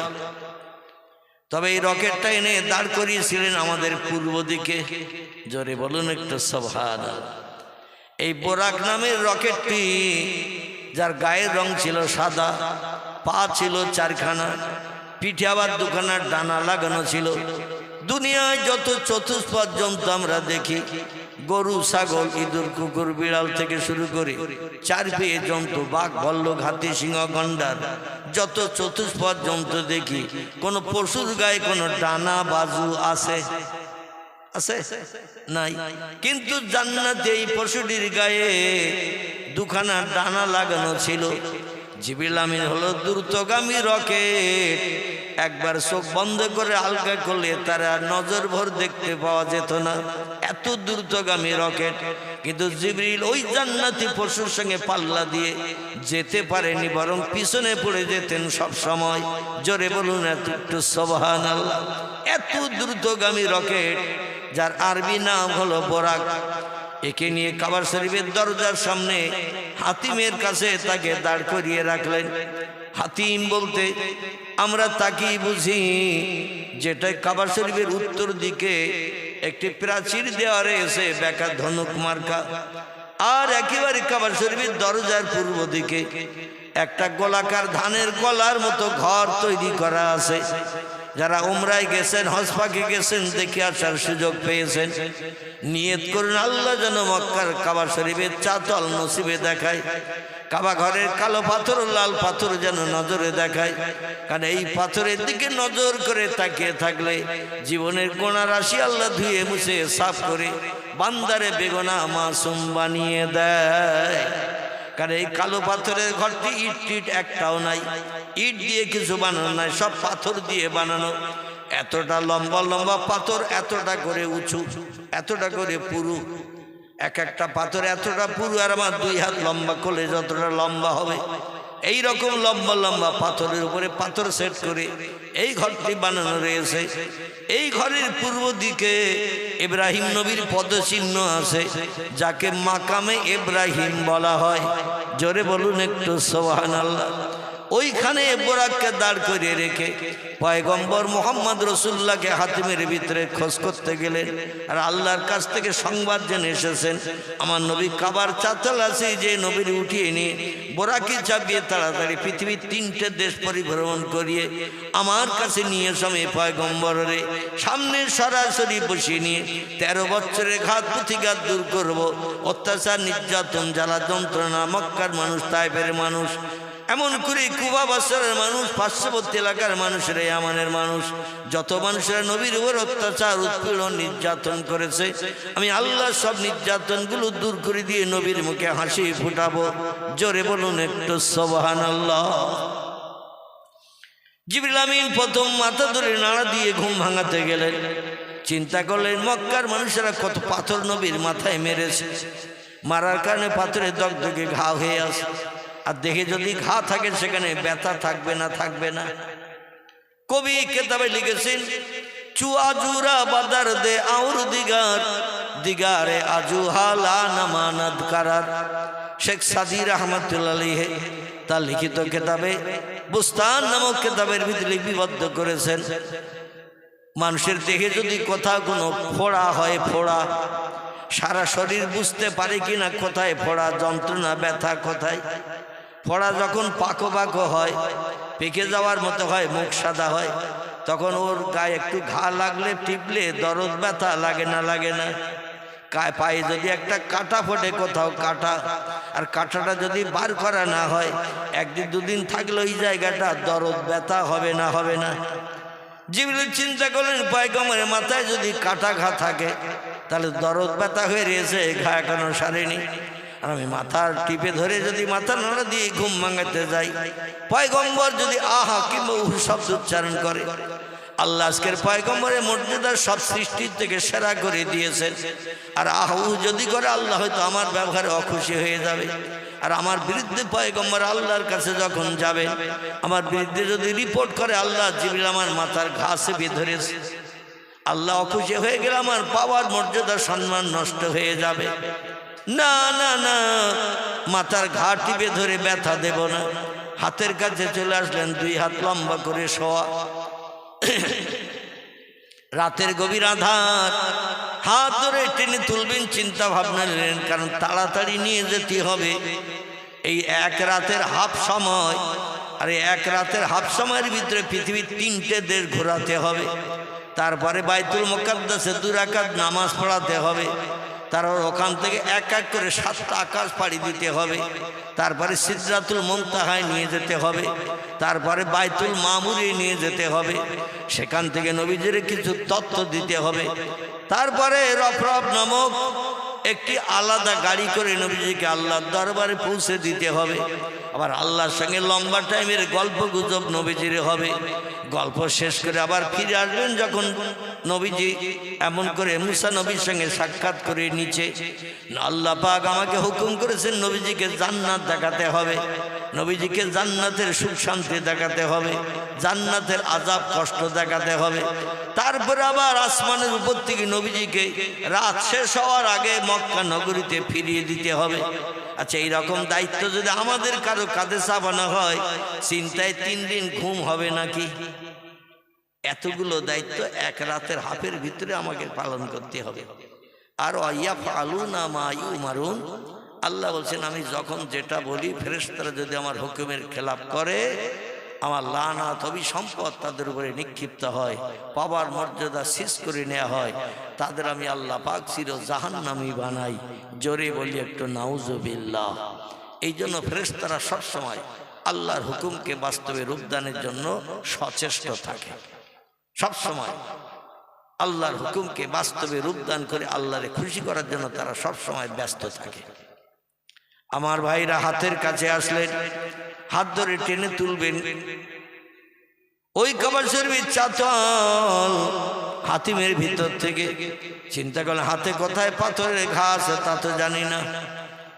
আর এই পাথরের ঘায়ে যদি আমি টিপে ধরে হাত ধরে টানি, নবী যদি উহু শব্দ উচ্চারণ করে, আহা বলে চিল্লিয়ে ওঠে, আর আমার বিরুদ্ধে আল্লাহর কাছে যে রিপোর্ট করে দেয়, তাহলে আমার মর্যাদার সম্মান শেষ হয়ে যাবে। তা করব না। কি করে নবীজির ঘুম ভাঙায়? তফসিরকাররা তফসিরের ভিতরে লিখেছেন, কোনো মানুষ যদি কাল ঘুমে ঘুমিয়ে থাকে, অসুস্থ ব্যক্তি, দুর্বল ব্যক্তি, রোগগ্রস্ত ব্যক্তি, দেখবেন এমনি এদের ঘুম হয় না, আবার যখন একটু ঘুমিয়ে পড়ে দেখবেন একটু কাল ঘুমে ঘুমায়। যদি কোনো ব্যক্তি কাল ঘুমে ঘুমিয়ে যায়, এদের ঘুম ভাঙানোর জন্য দুটি প্রসেস অবলম্বন করা যায়। এটা তফসিরের কেতাবে লেখকেরা লিখেছেন। তাতে তার কষ্ট হবে না বটে, তবে ঘুমটা তাড়াতাড়ি ভেঙে যাবে এই প্রসেস দুটি অবলম্বন করলে। একটি প্রসেস হলো, কোনো ব্যক্তি যদি ঘুমিয়ে থাকে আর তার টোটাল দেহের কোনো জায়গায় যদি একটু গরম লাগিয়ে দেন, গরম একটু আগুন যদি সইয়ে দেন, ও লোকটা সঙ্গে সঙ্গে ধরপার করে ঠেলে উঠবে না, উঠবে না। মরা মানুষ শ্মশানের চিতায় পোড়ালে তাই আগুন দিলে ঠেলে ওঠে, আর জিন্দা মানুষের গায়ে আগুন দিলেও কি চুপ করে শুয়ে থাকবে? কি থাকবে? মরা মানুষের গায়ে আগুন দিলে শ্মশানের চিতায় সেও পর্যন্ত ঠেলে ওঠে, আর জিন্দা মানুষের গায়ে আগুন দিলে অবশ্যই তো ঠেলে উঠবে। বাপরে গেছি বলে চিল্লিয়ে উঠবে না, উঠবে না। জিবরিল চিন্তা করলেন, আগুন দিয়ে মুহাম্মদ রাসূলুল্লাহর ঘুম ভাঙাবো না, কারণ আল্লাহ আগুন নবীজির জন্য হারাম বানিয়েছেন, আর আমি সে আগুন দিয়ে নবীর ঘুম ভাঙাবো, ওটা হবে না। যদি আগুন দিলে তাড়াতাড়ি ঘুমন্ত ব্যক্তির ঘুম ভেঙে যায়। 2 নম্বরে আরেকটা কাজ করলে মানুষের ঘুম তাড়াতাড়ি ভাঙে। কাজটা কি বলুন তো? আলহামদুলিল্লাহ, শুধু ঠান্ডা না, একটু পানি যদি গায়ে ছিটিয়ে দেন কোনো ঘুমন্ত ব্যক্তির গায়ে, হালকা একটু পানি যদি ছিটিয়ে দেন, সঙ্গে সঙ্গে ঘুম ভেঙে ঠেলে উঠবে না, উঠবে না। আমার ভাইরা, গায়ে একটু পানি ছিটিয়ে দিলে যত কাল ঘুমে ঘুমিয়ে থাক, দেখবেন ও ধরপর করে ঠেলে উঠবে। আর ঠেলে উঠে কিন্তু গালি শুরু করে দেবে, অমুকের বাচ্চা, তমুকের বাচ্চা, গায়ে পানি দিলি কেন? এ বলবে না, বলবে না। জিবরিল চিন্তা করলেন, পানি ছিটিয়ে দিয়ে ঘুম ভাঙাবো না। পয়গম্বর ক্লান্ত পরিশ্রান্ত মার খাওয়া ব্যক্তি, অত্যাচার, উৎপীড়ন, নির্যাতন তিনি খাচ্ছেন, সারা দেহ রক্তপ্লুত হয়ে গেছে, ঘা দগদগে ঘা রয়েছে। পয়গম্বরের গায়ে আগুন দেব না, আবার পানি দিয়েও ঘুম ভাঙাবো না। একটু এক কাজ করি, পানির মধ্যে একটু ঠান্ডা জিনিস পায়ের তলায় লাগাই। যে পায়ের তলায় পাথর মারতে পারিনি, যে পায়ের তলায় আঘাত করতে পারিনি, কারণ মানুষ দাঁড়িয়ে থাকলে পায়ের তলা সেফটি থাকে কিনা? দাঁড়িয়ে যদি থাকে পায়ের তলাটা মাটির সঙ্গে আড়াল সেফটি থাকে কিনা? তাহলে ফেলিয়ে দিতে হবে, দিয়ে পায়ের তলা উঁচু করে তারপরে পায়ের তলা আঘাত করতে হবে। এমনটা ঘটনা পয়গম্বরের পায়ের তলায় ঘটেনি। এই জন্য জিবরিল চিন্তা করলেন, নবীজির পায়ের তলায় আমি নূরের তৈরি ফেরেশতা, আমার জিভটা লম্বা করে পায়ের তলার ধুলোগুলো একটু সেটিয়ে দেই। জোরে বলুন সুবহানাল্লাহ। আল্লাহর টোটাল ফেরেশতাদের ভিতরে যার মর্যাদা সম্মান সব থেকে বেশি, কারণ সমস্ত ফেরেশতা বানানোর আগে আল্লাহ প্রথম বানিয়েছিলেন জিবরিল আমিনকে। কাকে বললাম? জিবরিল আমিনকে প্রথম আল্লাহ বানিয়েছিলেন। তার আগে কোনো ফেরেশতা বানাননি, কোনো হুরগিলেমান বানাননি, অন্য কোনো সৃষ্টি বানাননি, কেবল মুহাম্মদ রাসূলুল্লাহ নূর ছাড়া, বিশ্ব নবীর নূর ছাড়া আর কোনো সৃষ্টি আল্লাহ পূর্বে বানাননি। তারপরে তার ইবাদতের জন্য বানিয়েছিলেন ফেরেশতা জিবরিলকে। তফসিরি কারকেরা তফসিরের ভিতরে লিখেছেন, 1000 বছর জিবরিল আমিন তৈরি হওয়ার পরে টোটাল 1000 বছর শুধু 24 ঘন্টায় আল্লাহর ইবাদত বন্দেগী করেছিলেন, আল্লাহর নামের জপ জিকির করেছিলেন, আল্লাহর নামের তাসবিহ পড়েছিলেন, আল্লাহর উদ্দেশ্যে সেজদা করেছিলেন, আল্লাহর নামের জপ জিকির করে সেজদা করে আল্লাহরে খুশি করেছিলেন। জিবরিল 1000 বছর তৈরি হওয়ার পরে আল্লাহ আরেকজন ফেরেশতাকে বানিয়েছিলেন, তার নাম হলো ইসরাফিল। কি না বললাম? তার নাম হলো ইসরাফিল। ইসরাফিল তৈরি হলো 1 বছর, জিবরিলের বয়স হলো 2 বছর। আল্লাহ আরেকজন ফেরেশতা বানালেন, তার নাম হলো মিকাইল। কি নাম? মিকাইল। মিকাইল যিনি মেঘ পরিচালনা করে পানি বর্ষণ করেন। আর ইসরাফিল তাকে বলা হয় যিনি সিংহায় ফুৎকার করে পৃথিবী ধ্বংস করবেন। মিকাইলের 1000 বছর বয়স হলো, ইসরাফিলের 2000 বছর বয়স হলো, জিবরিলের 3000 বছর বয়স হলো। আল্লাহ পাক আরেকজন ফেরেশতাকে বানালেন, সব থেকে দামি ফেরেশতার ভিতরে আরেকজন ফেরেশতা, তার নাম হলো আজরাইল। কি নাম? আজরাইল। এই আজরাইলকে 4000 বছরের মাথায় বানিয়েছেন। তারপরে এবার রুমাত, মালিক, মুনকির, নকির আর যত ফেরেশতা আছে কোরআন হাদিসে যাদের নাম কোট করা আছে এদের পরে পরে পরে পরে বানিয়েছেন। প্রথম 1000 বছর পর পর 3 জন ফেরেশতা হয়েছে। আর প্রথম কোনো ফেরেশতা না বানিয়ে আল্লাহ বানিয়েছেন হযরত জিবরিলকে। এই জন্য জিবরিল ইবাদত বন্দেগীতে সকলের থেকে বেশি না কম? সকলের থেকে ইবাদত বন্দেগীতে তার আমল বেশি। এই জিবরিল আমিন চিন্তা ভাবনা করছেন, মুহাম্মদের মাথা ধরে নাড়া দিয়ে ঘুম ভাঙাবো না, হাত ধরে টেনে তুলব না। উনি শুয়ে আছেন যখন কাবার চাতলে হাতিমের ভিতরে, উনি তো পা এখন উঁচু করে শুয়ে রেখেছেন। 2 পা শুয়ে পড়লে একটু উঁচু হয় না? হয় না? শুয়ে পড়লে 2 পা দেখবেন আঙুলগুলো উপরের দিকে থাকে, কিংবা যদি পা কাত করে দেন পায়ের তলাটা একটু ফাঁকা হয়। বিশ্বনবীর পা দুটো, মাথার আঙুলগুলো উপরের দিকে ছিল, পায়ের গোড়ালি নিচের দিকে ছিল। শুয়েছিলেন ওই হাতিমের পাশে। জিবরিল আমিন সেজদায় যাওয়া মতো করে মাথা নিচু করে লম্বা জিভটা, নূরের তৈরি জিভটা বার করে নবীজির পায়ের তলা একটু ঠান্ডা লাগাচ্ছেন। জোরে বলুন একটু সুবহানাল্লাহ। পানি দিয়ে ঘুম না ভাঙিয়ে, আগুন দিয়ে ঘুম না ভাঙিয়ে ওনার ঠান্ডা নূরের তৈরি জিভটা দিয়ে নবীজির পায়ের তলায় চাটছেন। একবার চাটা হয়ে গেছে, নবীজির ঘুম ভাঙেনি। দ্বিতীয়বার আবার পায়ের গোড়ালির দিক থেকে জিভ লম্বা করে চেটে চেটে উপরের দিকে তুলছেন, তখনও ঘুম ভাঙেনি। জিবরিল আবার তৃতীয়বার জিভ লম্বা করে আল্লাহর পয়গম্বরের পায়ের তলায় ঠান্ডা জিভের লালা লাগিয়ে দিয়ে চেটে চেটে উপরে তুলছেন। আমার ভাইরা, তৃতীয়বারও পয়গম্বরের ঘুম ভাঙেনি। জিবরিল বলল, যত সময় ঘুম না ভাঙবে আমি তত সময় আমার জিভ দিয়ে দিয়ে নবীর পায়ের তলার ধুলাবালিগুলো চেটে পরিষ্কার করে দেব। কারণ ঘুম ভেঙে ওঠার পরে আর জমজমের পানি দিয়ে পা ধোয়ার সময় হবে না। এই জন্য আমি ওই অবস্থায় বরাকের পিঠে চাপিয়ে পৃথিবীর 3টি দেশ ঘুরিয়ে নিয়ে বাইতুল মুকাদ্দাসের চাতল থেকে আসমান পাড়ি দিয়ে আল্লাহর দরবারে পৌঁছে দেওয়ার দায়িত্ব নেব। জোরে বলুন একটু সুবহানাল্লাহ। চতুর্থবারের মাথায় যেই জিবরিল আবার জিভ বার করে চাটতে গেলেন, নবীর পায়ে 3বার ঠান্ডা বরফ মার্কা নূরের তৈরি ফেরেশতার ওই ঠান্ডা বরফ মার্কা জিভের যখন আচ্ছাদন লেগে গেল, জিভের টাচ যখন লেগে গেল, নবীজির গা শিরশির করে উঠল। আল্লাহ নবী ধরপড় করে ঠেলে উঠলেন। উঠে দেখছেন জিবরিল সেজদায় যাওয়া মতো করে মাথা নিচু করে জিভটা লম্বা করে চতুর্থবার চাটবেন বলে রেডি হয়ে মাথা নিচু করে রয়েছে। জোরে বলুন একটু সুবহানাল্লাহ। আল্লাহ নবীর এই দৃশ্য দেখতে অসুবিধা হলো না। এই দৃশ্য দেখি নবী বলছেন, মা ফালতা হাযা ইয়া কি রুহুল আমিন। ও আল্লাহর ফেরেশতা ভাই জিবরিল, এ কি ধরনের কাজ তোমার? তোমার এই কাজ আমি কোনোদিন পছন্দ করতে পারি না। আমি ঘুমিয়ে আছি কাবার চাতরে শত্রুদের কবল থেকে মুক্তির জন্য। আল্লাহ তোমাকে দিয়ে নির্দেশ দিয়েছেন প্রতিদিন আলাদা আলাদা জায়গায় রাতের বেলা থাকার জন্য। এই জন্য এক জায়গায় এক ঘরে থাকি না, শত্রুরা যাতে খুঁজে না পায়, তাই এক একদিন এক এক জায়গায় রাত যাপন করি। ও জিবরিল, তুমি এই কাবার চাতরে এসে শুয়েছি যাতে এখানে কেউ আমারে খুঁজে না পায়, আর এখানে খোঁজ করতেও কেউ আসবে না। কিন্তু আমি ঘুমিয়ে আসি আর তুমি এসে হঠাৎ আমার পায়ের তলায় জিভ দিয়ে দিয়ে বারবার কেন ধুলাবালি? মক্কার রাস্তায় কত ধুলাবালি, কত নোংরা পড়ে আছে। আমি মোহাম্মদ পায়ে জুতো দিয়েও হাঁটি না, কারণ রাতের বেলা জুতোর শব্দ যদি চপাট চপাট করে পা তুললে হয়, শত্রুরা অনেকে ঘুম কামাই করে অপেক্ষায় থাকে আমি মোহাম্মদ কোন দিকে যাই।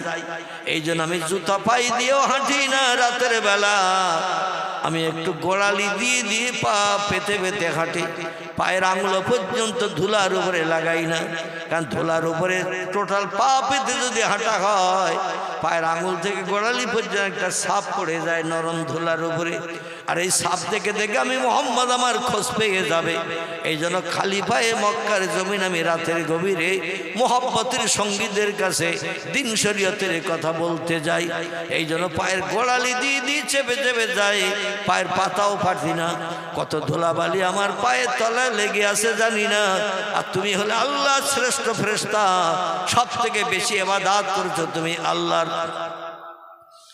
আল্লাহর যত আসমানি কিতাব পৃথিবীতে আল্লাহ পাঠিয়েছেন পয়গম্বরদের কাছে, কম বেশি 104 খানা কিতাব আমাকে দিয়ে 104 খানি কিতাব আপনার জবানের মাধ্যম দিয়ে নবীদের কাছে আপনি বর্ণনা করেছেন। এই পৃথিবীতে যত পয়গম্বর এসেছে আল্লাহর তরফ থেকে ওহির কথাগুলো আপনি জিবরিল আমিন নিয়ে পয়গম্বরদের কাছে পৌঁছে দিয়েছেন। আপনার জীবের মতো পবিত্র জিনিস আমার ধারণা আর পৃথিবীতে কিছুই নাই, আসমানেও নাই, জমিনেও নাই। আপনার জীবের মতো দামি মর্যাদাবান জিনিস পৃথিবীতে এবং আসমানে কিছুই নাই। কারণ লক্ষাধিক পয়গম্বরের কাছে ওহী এনেছেন আপনি, আল্লাহর সত্য কথাগুলো আপনি বর্ণনা করেছেন আপনি। জীবনে একটাবার মিথ্যা কথা বলেননি, কাউরে ধোঁকা দেননি, কাউকে প্ররোচনা দেননি, কটু কথায় কাউরে আপনি গালিও দেননি। আপনার জীব হলো পবিত্র, সেই পবিত্র জীব দিয়ে আমি মুহাম্মদ আমার পায়ের তলার ধুলাগুলো এইভাবে কেন চেটে চেটে পরিষ্কার করছেন? পাশেই তো জমজম কূপ আছে, প্রয়োজন হলে বালতি দড়ি ফেলে দিয়ে জমজম কূপ থেকে পানি উঠিয়ে আমার পায়ে যদি কোনো পশুর পায়খানা লেগে থাকে, নোংরা লেগে থাকে, ছাগল চলে, ভেড়া চলে, উট চলে মক্কা নগরীতে, তাদের যদি পেশাব পায়খানা জমিনে পড়ে থাকে আমার পায়ে লাগলেও লাগতে পারে, কারণ জুতো পায়ে দিয়ে রাতের বেলা হাঁটি না, এই জন্য পায়ে লাগলে লাগতে পারে। জমজমের পানি উঠিয়ে আমি ধৌত করে নিতাম। কিন্তু আপনার পবিত্র জীব, যে জীব দিয়ে আল্লাহর পাক কালাম কোরআন আপনি আমার কাছে বর্ণনা করতে আসেন, সেই জীব দিয়ে আপনি বলেন আর আমি শুনি, আর সেই জীবের মর্যাদা কেন নষ্ট করলেন? আপনার এই কাজ আমি পছন্দ করি না।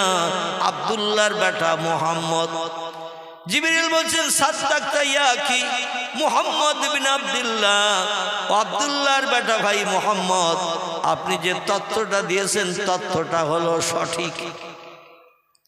আমি এতদিন ধারণা করছিলাম আমার জীবের মতো দাম পৃথিবীর আর কোনো জিনিসের নাই, আসমানেও কোনো জিনিসের নাই, জমিনেও কোনো জিনিসের দাম আমার জীবের মতো নাই।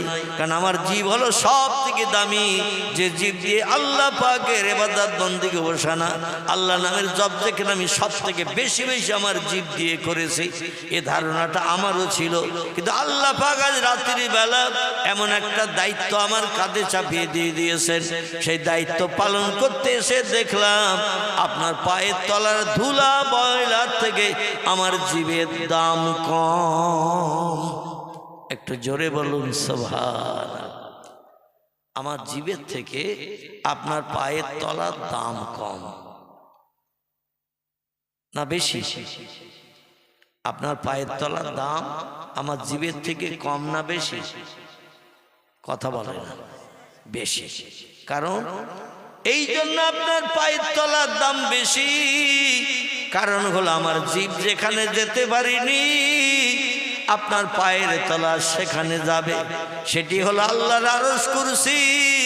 আল্লাহ অতীতে যেখানে ছিলেন, বর্তমানে যেখানে আছেন, ভবিষ্যতেও কিয়ামত পর্যন্ত যেখানে থাকবেন, এই জায়গাটির নাম হলো আরশ মুআল্লা, আরশ কুরসি।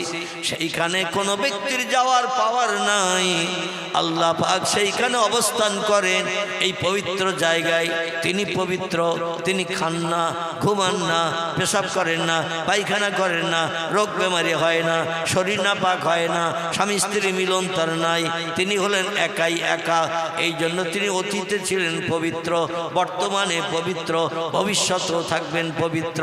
তার আরশ কুরসিটাও হলো পবিত্র। সেই পবিত্র জায়গায় আপনার ধুলাবালি লাগানো পা চলে যাবে। আমার জীব এতদিন পর্যন্ত আল্লাহর ইবাদত বন্দেগী করা সত্ত্বেও সেই জায়গায় কোন আমার জীব ঢোকার পারমিশন পাইনি। জোরে বলুন একটু সুবহানাল্লাহ। এই জন্য আপনার পায়ের তলা ধুলাবালি আমার এই পবিত্র জীব দিয়ে আমি ছেড়ে দিচ্ছি, যে জীব দিয়ে 104 খানা আল্লাহর আসমানি কিতাব নবীদের কাছে আমি এনে পৌঁছে দিয়েছি জিব দিয়ে বর্ণনা করে। আল্লাহ যত ওহির কথা আমার দিয়ে পাঠিয়েছেন আমি ওই জিব দিয়ে নবীদের কাছে আল্লাহর সরাসরি কথাগুলো মারফত হয়ে আমি নবীদের কাছে এসে বর্ণনা করে দিয়েছি, উপকার করেছি, তাদের মুখে হাসি ফুটিয়েছি। আজকের সেই জিবটার দাম আমার বেশি ছিল এটা আমি জানতাম, কিন্তু আল্লাহ এমন একটা কাজ আমাকে দিয়ে করাতে চাইছে যে কাজটা করতে যেয়ে দেখলাম আপনার পায়ের তলা ধুলার থেকেও আমার জিবের দাম কম। এই জন্য আপনি কিছু মনে নেবেন না, আমি আপনার পায়ের তলা আমার পবিত্র জিব দিয়ে ছেটে পরিষ্কার করে দিলাম যাতে আল্লাহ আরশ পাক পবিত্র, আপনার পাও পবিত্র করে দিলাম যাতে আরশের মর্যাদা আরো বেড়ে যায়। জোরে বলুন একটু সুবহান। নবী বললেন তাই নাকি? আমাকে কোথায় নিয়ে যাবে? বলে এলা সিদরাতুল মুনতাহা, আসমানের শেষ পর্যন্ত নিয়ে যাব। ওই তাকিয়ে দেখেন একটা চতুষ্পদ জন্তু দাঁড়িয়ে আছে, সাদা রঙের, তার গায়ে দুখানা ডানা আছে, চারখানা পাওয়ালা। ওই জন্তুটাই আপনার বাহন হবে, ওর পিঠে আপনি চাপবেন। আর আমি নিজে ইসমে আজম পাঠ করে আমার 400 মতান্তরে 600 তফসিরের ভিতরে এসেছে, হাদিস শরীফ এসেছে, তিরমিজি শরীফ, আবু দাউদ শরীফের ভিতরে আল্লাহ নবী বলছেন আমি জিবরিলকে বাস্তব চোখে যখন দেখেছি ও চেহারাটা দেখে দেখলাম তার গায়ে ডানা লাগানো রয়েছে 600। কটা? 600 ডানা তার গায়ে লাগানো আছে। ও সব ডানাগুলো যখন লম্বা করে দিয়ে একবার নাড়া দেয়, লক্ষ লক্ষ মাইল এক নাড়ায় পৌঁছে যায়। জোরে বলুন সুবহানাল্লাহ।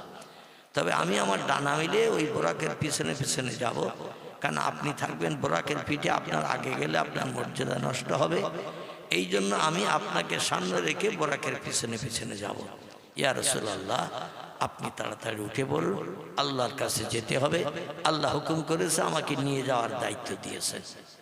পয়গম্বরের বয়স তখন হলো 53 বছর। কত বললাম? 53 বছর তখন পয়গম্বরের বয়স।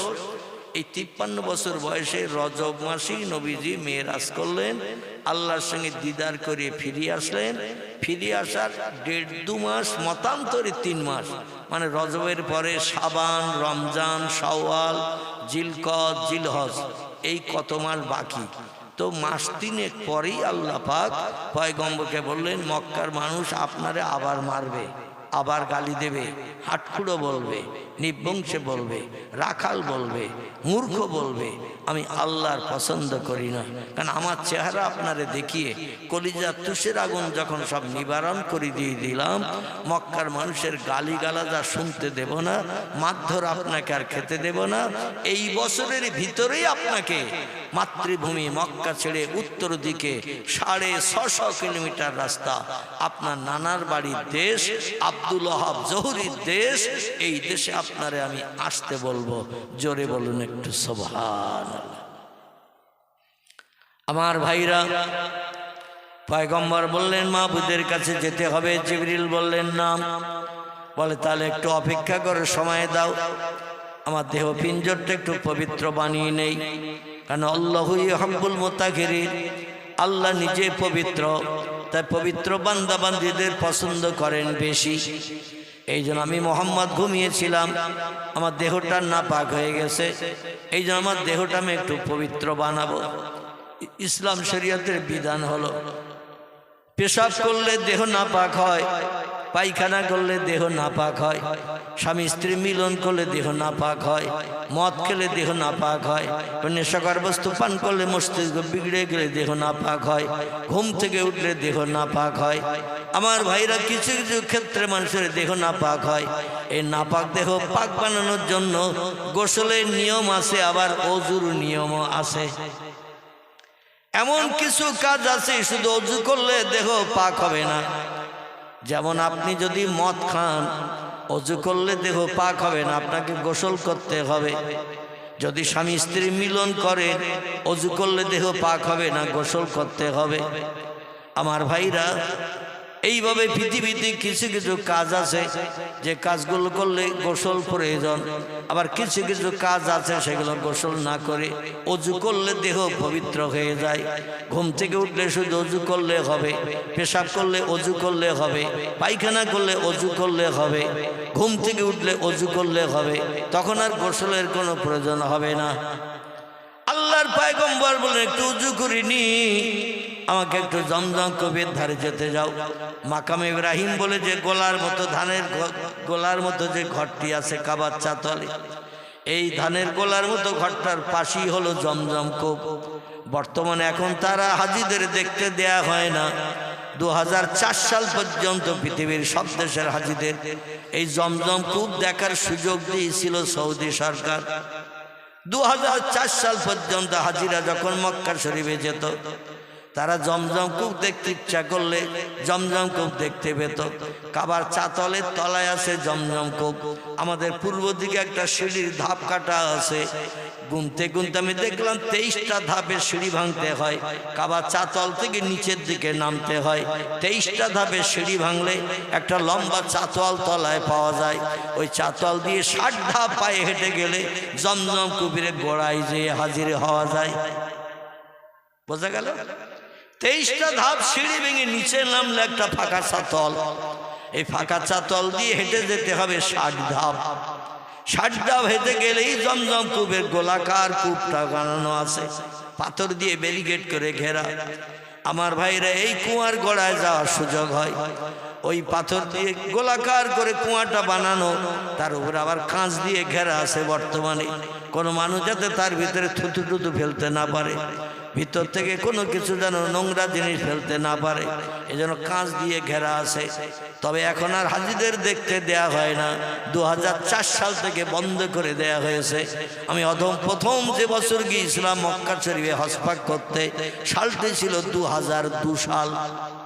কথা বললাম 2002 সালে প্রথম যখন গেলাম মক্কা শরীফে, হাজিরা দেখছি নামছে, কিন্তু ওতলা যে জমজম কূপ গেলে দেখতে পাওয়া যায় এটা আমি জানতাম না। দেখছি নামছে, কিছু মানুষ আবার উঠছে। আবার কোথায় যাই একটু দেখে আসি, একটু বিভিন্ন জিনিস দেখার শখ ইচ্ছা ছিল। কম বেশি মক্কা শরীফে 12 কিলোমিটার পর্যন্ত রাস্তা আমি পায়ে হেঁটে হেঁটে ঘুরেছি। 12 কিলোমিটার পর্যন্ত পাহাড়ি এলাকায় ঘুরে ঘুরে দেখেছি। পয়গম্বর যেখানে 53 বছর বয়স পর্যন্ত যে দেশে হেঁটে হেঁটে বেরিয়েছেন, নবীজির বহু স্মৃতি চিহ্ন মক্কা নগরীতে বিদ্যমান। এগুলো হাঁটলে ঘুরলে দেখতে পাওয়া যায়। কিন্তু অধিকাংশ হাজি, শতকরা 98 বললে ভুল হবে না, শতকরা 98% হাজি এসি ঘরের ভিতরে ঢুকলে আর বাইরে বার হয় না। কারণ প্রত্যেকটা হাজিদের জন্য এয়ার কন্ডিশন এসি ঘর, আর এসি ঘরে ঢুকলে রোদ্রে কেউ বার হতে চায় না। যারা একটু স্বস্তি শান্তি পেতে চায় তাদের নসিবে নবীজির বাস্তব জীবনের স্মৃতি চিহ্ন দেখা তাদের নসিবে আর জোটে না। তো 2002 সালে আমি প্রথম যেদিন কাবার চাতল দিয়ে ওই জমজম কূপ দেখতে গেলাম, পরে যতদিন ছিলাম টোটাল 34 দিনের মতো মক্কা শরীফে ছিলাম, আর 10 দিনের মতো মদিনা শরীফে ছিলাম। এই 34 আর 10 44 45 দিনের দিন আবার আমাদের দমদম এয়ারপোর্টে ফিরিয়ে দিয়েছিল সরকার বাই প্লেনে করে। এই 34 দিনই আমি যখনই পিপাসা লাগতো জমজম কূপের গোড়ায় যে পানি পান করার চিন্তা নিতাম। যখন এই পিপাসা লাগতো, সাইডে সব ট্যাপ লাগানো আছে কাবা শরীফের সাইডে, জমজম কূপ থেকে মেশিনের মাধ্যম দিয়ে পানি তুলে সাইডের ট্যাপে সব পানি ভরা। আপনি ট্যাপ মোড়া দিলে পানি পাবেন। কিন্তু আমি মনে মনে চিন্তা করলাম, পাইপের মাধ্যম দিয়ে ট্যাপে পানি ভরে দিয়েছে, ওই ট্যাপের পানি আর খাবো না, একেবারে কুয়ার গোড়ায় যেয়ে খাবো। এই চিন্তা নিয়ে 34 দিন ওই জমজম কূপের গোড়ায় নেমে যেতাম পিপাসা লাগলে। 23টা ধাপ সিঁড়ি ভেঙে নিচে নামতে হবে, আবার 60 ধাপ পায়ে হেঁটে এগিয়ে যেতে হবে কাবা শরীফের দিকে গেলে। ওখানেই জমজম কূপের গোড়া, ঠিক কোমর সমান পাথর দিয়ে উঁচু করে ঘেরা, তার উপরে কাঁচ লাগানো, আর পাশেই রয়েছে ওখান থেকে পাইপ লাইনের ট্যাপ, একেবারে কুয়ার গোড়ায় ট্যাপ। জোরে বলুন সুবহানাল্লাহ। 2007 যখন গেলাম, যেই হাজার চেষ্টা করলাম কাবা শরীফের চাতলে, সেই সিঁড়ির গেট আর নাই।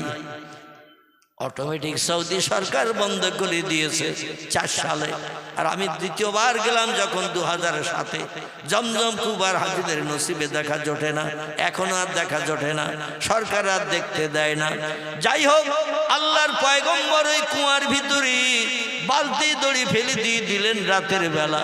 বালতি দড়ি ফেলে দিয়ে একটু পানি উঠালেন, সেই পানি দিয়ে দেহটা উজু করে পবিত্র বানিয়ে নিলেন।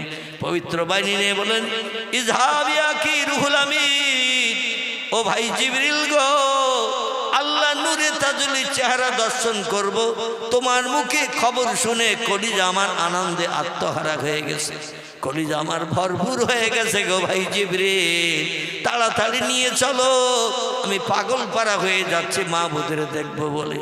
যে আল্লাহর কথা মক্কার মানুষের কাছে বলতে, যে তাইফের মানুষের কাছে বলতে, যে কুবা বাসরা মানুষের কাছে বলতে, যে আমি মার খেয়ে খেয়ে সারাটা দেহ, আমি একেবারে বসন্তের দাগের মতো সারা দেহ দাগ করে দিয়েছি, ঘা বানিয়ে দিয়েছি। সেই মাহবুদ আজ আমার সঙ্গে সাক্ষাৎ করবেন, আমার দুঃখ কথা শুনবেন, মুসিবতের কথা শুনবেন, অভাবের কথা শুনবেন, আমার একটু তাড়াতাড়ি করে নিয়ে চলো। জিবরিল বললেন, ইয়া রাসূলুল্লাহ, ইরফা, উঠে পড়ুন এই বোরাকের পিঠে। আল্লাহ নবী বলছেন, জিবরিল গো, এই চতুর্পাদ যন্ত্রের ভিতরে উঠতে হবে। জিবরিল বলেন, নাম ইয়া রাসূলুল্লাহ, এর গায়ে দুখানা ডানা আছে, উঠে বললে আপনাকে উড়িয়ে নিয়ে চলে যাবে মহাশূন্য, কোনো অসুবিধা হবে না।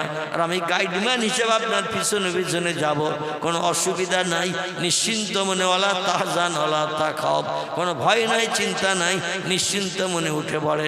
আল্লাহ নবী আল্লাহ দেখবে বলে পাগল পারা হয়ে যায়।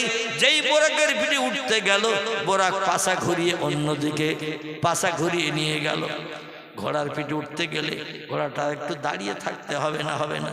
ও যদি চলাফেরা করে ওঠা যাবে ঘোড়ার পিঠে, উট যদি চলাফেরা করে ওঠা যাবে তার পিঠে, হাতি যদি চলাফেরা করে ওঠা যাবে তার পিঠে।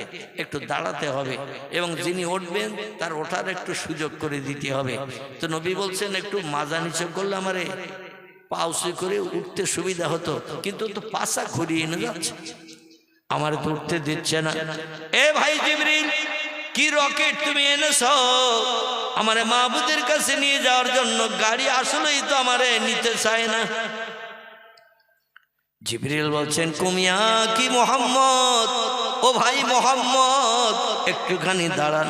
রাতের বেলা জান্নাত থেকে এনেছে এই পশুটারে, তার পিঠে কে চাপবে কে উঠবে এটা তার বলা হয়নি।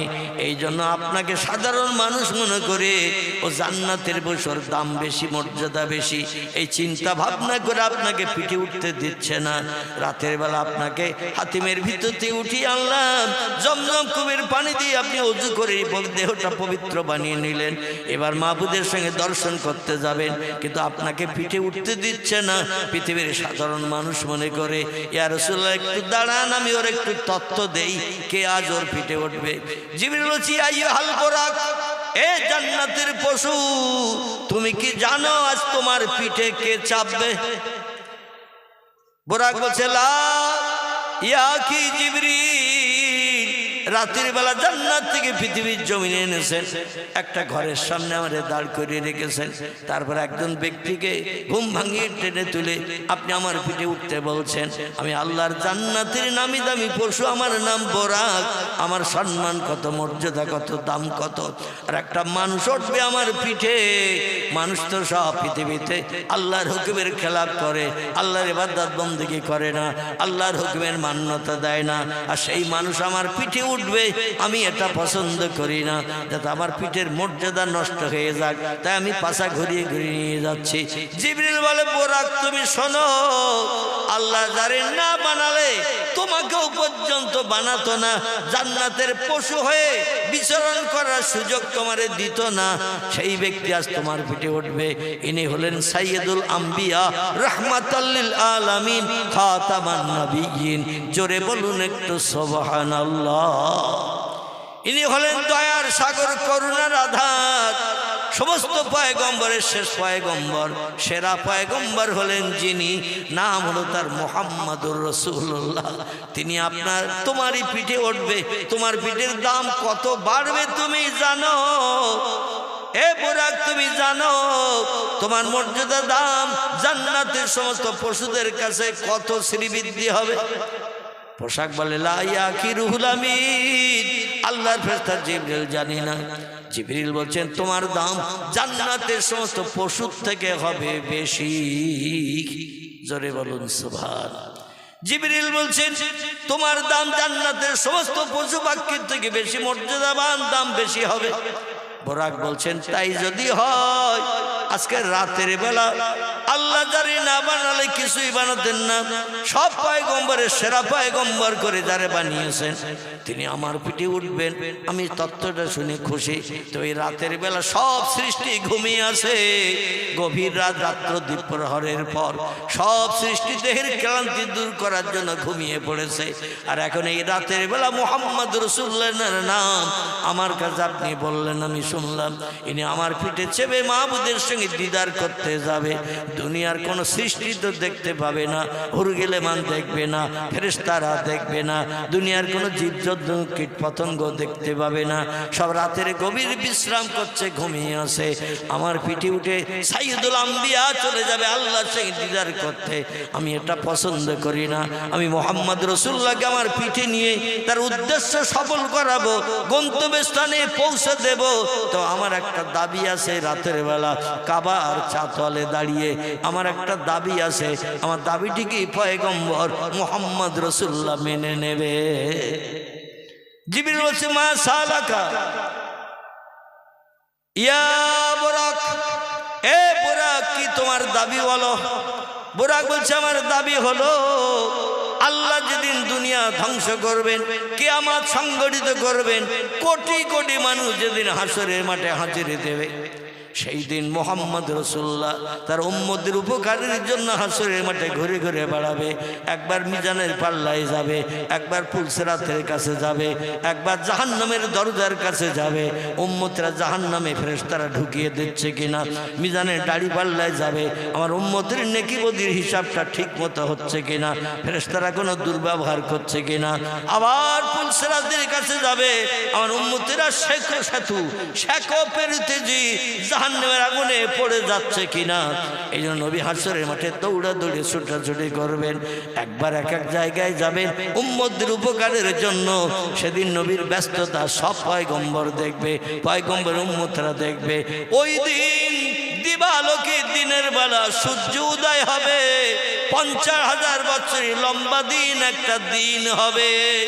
ওই দিন মুহাম্মদ রাসূলুল্লাহ কোন জানের পিঠে না চেপে আমার পিঠে চেপে যদি হাসরের ময়দানে, হাসরের মাঠে উম্মতদের উপকারের জন্য যদি দৌড়াদৌড়ি ছুটাছুটি আমার পিঠে উঠে করে, আমি সেদিন সন্তুষ্ট হব, খুশি হব। আমার মর্যাদা যে সব পশুদের থেকে সেরা, সেদিন দুনিয়ার কোটি কোটি কোটি কোটি মানুষ দেখার সুযোগ পাবে। নবীকে একটু বলুন হাসরের মাঠে, কিয়ামতের মাঠে, দিবালোকে দিনের বেলা নবী আমার পিঠে চেপে একটু ঘুরবেন কিনা? আমার ভাইরা, জিবরিল আমিন বললেন ইয়া রাসূলুল্লাহ, বুরাক পাছা ঘোরাচ্ছেন কি জন্য? আমি তথ্যটা আপনাকে এবার বলছি। নবী বললেন বলো। বলছে উনি আপনাকে পিঠে করে নিয়ে হাসরের মাঠে মিজানের দাড়ি পাল্লায় তাড়াতাড়ি নিয়ে যাওয়ার জন্য, পুলসিরাতে নিয়ে যাওয়ার জন্য, জাহান্নামের দরজার কাছে নিয়ে যাওয়ার জন্য, আপনার উম্মতরা যাতে বিপদগ্রস্ত না হয় তাই দৌড়ে দৌড়ে এক নিমেষে চলে যাবেন সেই সব জায়গায়। আর সব নবীর উম্মতরা হাসরে দাঁড়াবে, কোটি কোটি মানুষ সেদিন সূর্যের রৌদ্রতাপে দগ্ধ হবে। সেদিন আপনি চেপে থাকবেন ওই বোরাকের পিঠে। এইটাই উনি দেখাতে চাইছেন, মর্যাদা সম্মান শ্রীবৃদ্ধির জন্য। আল্লাহ নবী বলছেন আমার উম্মতের উপকার হবে, আমার উপকার হবে। তাড়াতাড়ি জায়গা পরিবর্তন করে আমার অন্য অন্য জায়গায় যদি নিয়ে যায়, আমি সেদিনও এই বোরাকের পিঠে চেপে আমার উম্মতদের উপকারের দায়িত্ব পালন করব। জোরে বলুন একটু সুবহানাল্লাহ। আমার উম্মতের উপকার যখন করবে, অবশ্যই আমি এই উপকার থেকে আমার উম্মতদের বঞ্চিত করব না, আমি বোরাকের পিঠে চাপবো। জিবরিল বলছেন তোমার দাবি আল্লাহ পয়গম্বর কবুল করে নিয়েছেন। বোরাক সঙ্গে সঙ্গে মাজা নিচু করে দিল, পাছাটা একটু নিচু করে দিল, দিয়ে বলল ইরফা ইয়া রাসূলুল্লাহ, আপনি আমার পিঠে উঠে পড়ুন। জোরে বলুন একটু সুবহানাল্লাহ। আমার ভাইরা, পয়গম্বর বোরাকের পিঠে চেপে বসেছেন। বোরাক দক্ষিণ দিকে পাশা দিয়ে, উত্তর দিকে মুখ দিয়ে, কাবা চাতালের পূর্ব দিকে আমাদের দিকে। আমার ভাইরা, ওই মাকাম ইব্রাহিমের ঘরের পাশেই বোরাক দাঁড়ানো, দরজার সামনে দাঁড়ানো। আল্লাহ নবীকে পিঠে তুলে নিয়ে একবার ইসমে আজম পাঠ করে 4 পা তুলে লাফ দিলেন।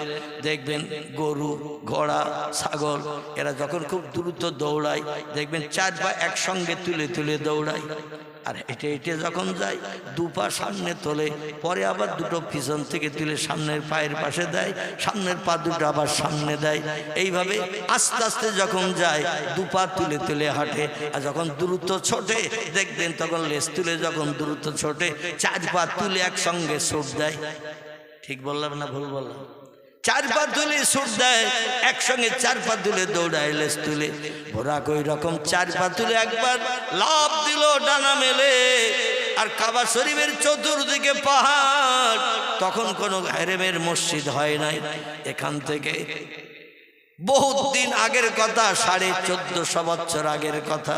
তখন হেরেমের মসজিদ কমপ্লিট হয় নাই, শুধু কাবা শরীফের চাতল ছিল। সেখানেই মানুষের এসতো, নামাজ পড়তো কাবা শরীফকে সামনে রেখে। আর ওই পাহাড়ের উপর দিয়ে উড়িয়ে চলে গেল 650 কিলোমিটার রাস্তা এক লাফের মাধ্যম দিয়ে। জোরে বলুন একটু সুবহানাল্লাহ। আমাদের দেশের গরু, ছাগল, ভেড়া, দুম্বা যদি লাফ দেয় কমাইল যাবে, কমাইল যেতে পারবে 1 লাফে।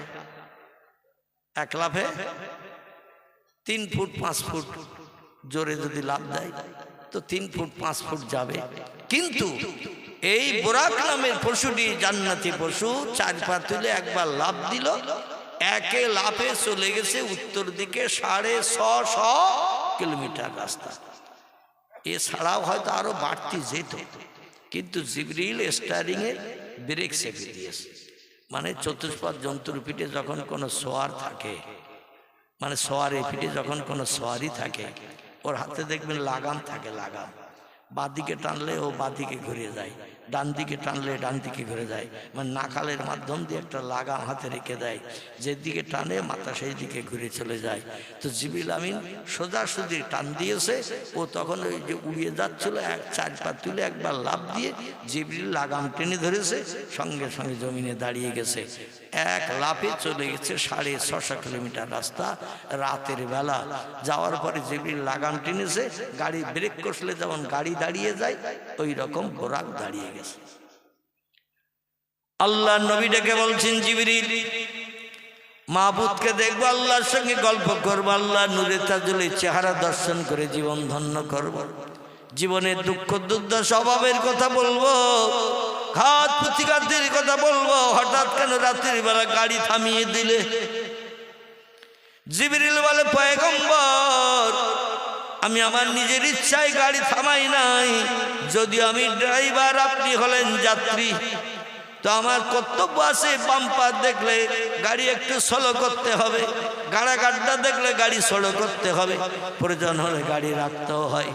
এই জন্য আল্লাহর কিছু নির্দেশ আছে পৃথিবীতে, নির্দেশগুলো বাস্তবে রূপদান করতে যে আমাকে এখানে গাড়ি রাখতে হয়েছে, অন্যথায় একটা না আপনারে মাহবুদের দরবারে নিয়ে যেতাম। জোরে বলুন একটু সুবহানাল্লাহ। নবী বলছেন, ভাই জিবরিল এখানে গাড়ি রাখার কারণ কি এই রাতের বেলা? জিবরিল বলছে, ইয়া রাসূলুল্লাহ গাড়ি রাখার কারণ যদি শুনতে চান, গাড়ি থেকে একটু নিচে নেমে দাঁড়াতে হবে। এই গাড়ি এখানে লাগাম টেনে কেন দাঁড় করালাম, যদি জানতে চান তাহলে এখানে একটু গাড়ির পিঠ থেকে নেমে নিচে দাঁড়াতে হবে। নিচে নেমে না দাঁড়ালে আমার পক্ষে তথ্য পরিবেশন করা সম্ভব হচ্ছে না। নবী বলছেন, রাতের বেলা কোথায় কোন দেশে এসে তুমি গাড়ি এখন হল করিয়েছো, দাঁড় করিয়েছো তো জানি না, আবার নিচে না নামলে তুমি তথ্য দিতে পারবে না। জিবরিল বলল, লা ইয়া রাসূলুল্লাহ নিচে নেমে না দাঁড়ালে তথ্য দেওয়া অসম্ভব, আমি তথ্য দিতে পারবো না।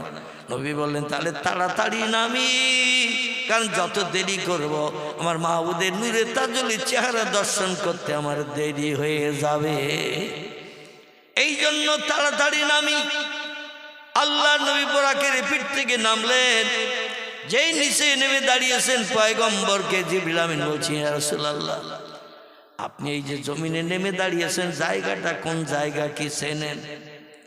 আল্লাহ নবী বলছেন, একে তো রাতের বেলা, আধার অন্ধকার গভীর রাত, তারপর কোন দেশে এনে আপনি আমাকে রকেটে করে এনে নামিয়েছেন, আমি কি করে বলবো রাতের বেলা? আমার তো চেনা জানা কোনো রাস্তা নয়।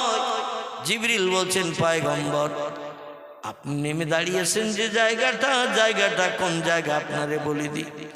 এই দেশটির নাম হলো ইয়াসরিব। কি নাম?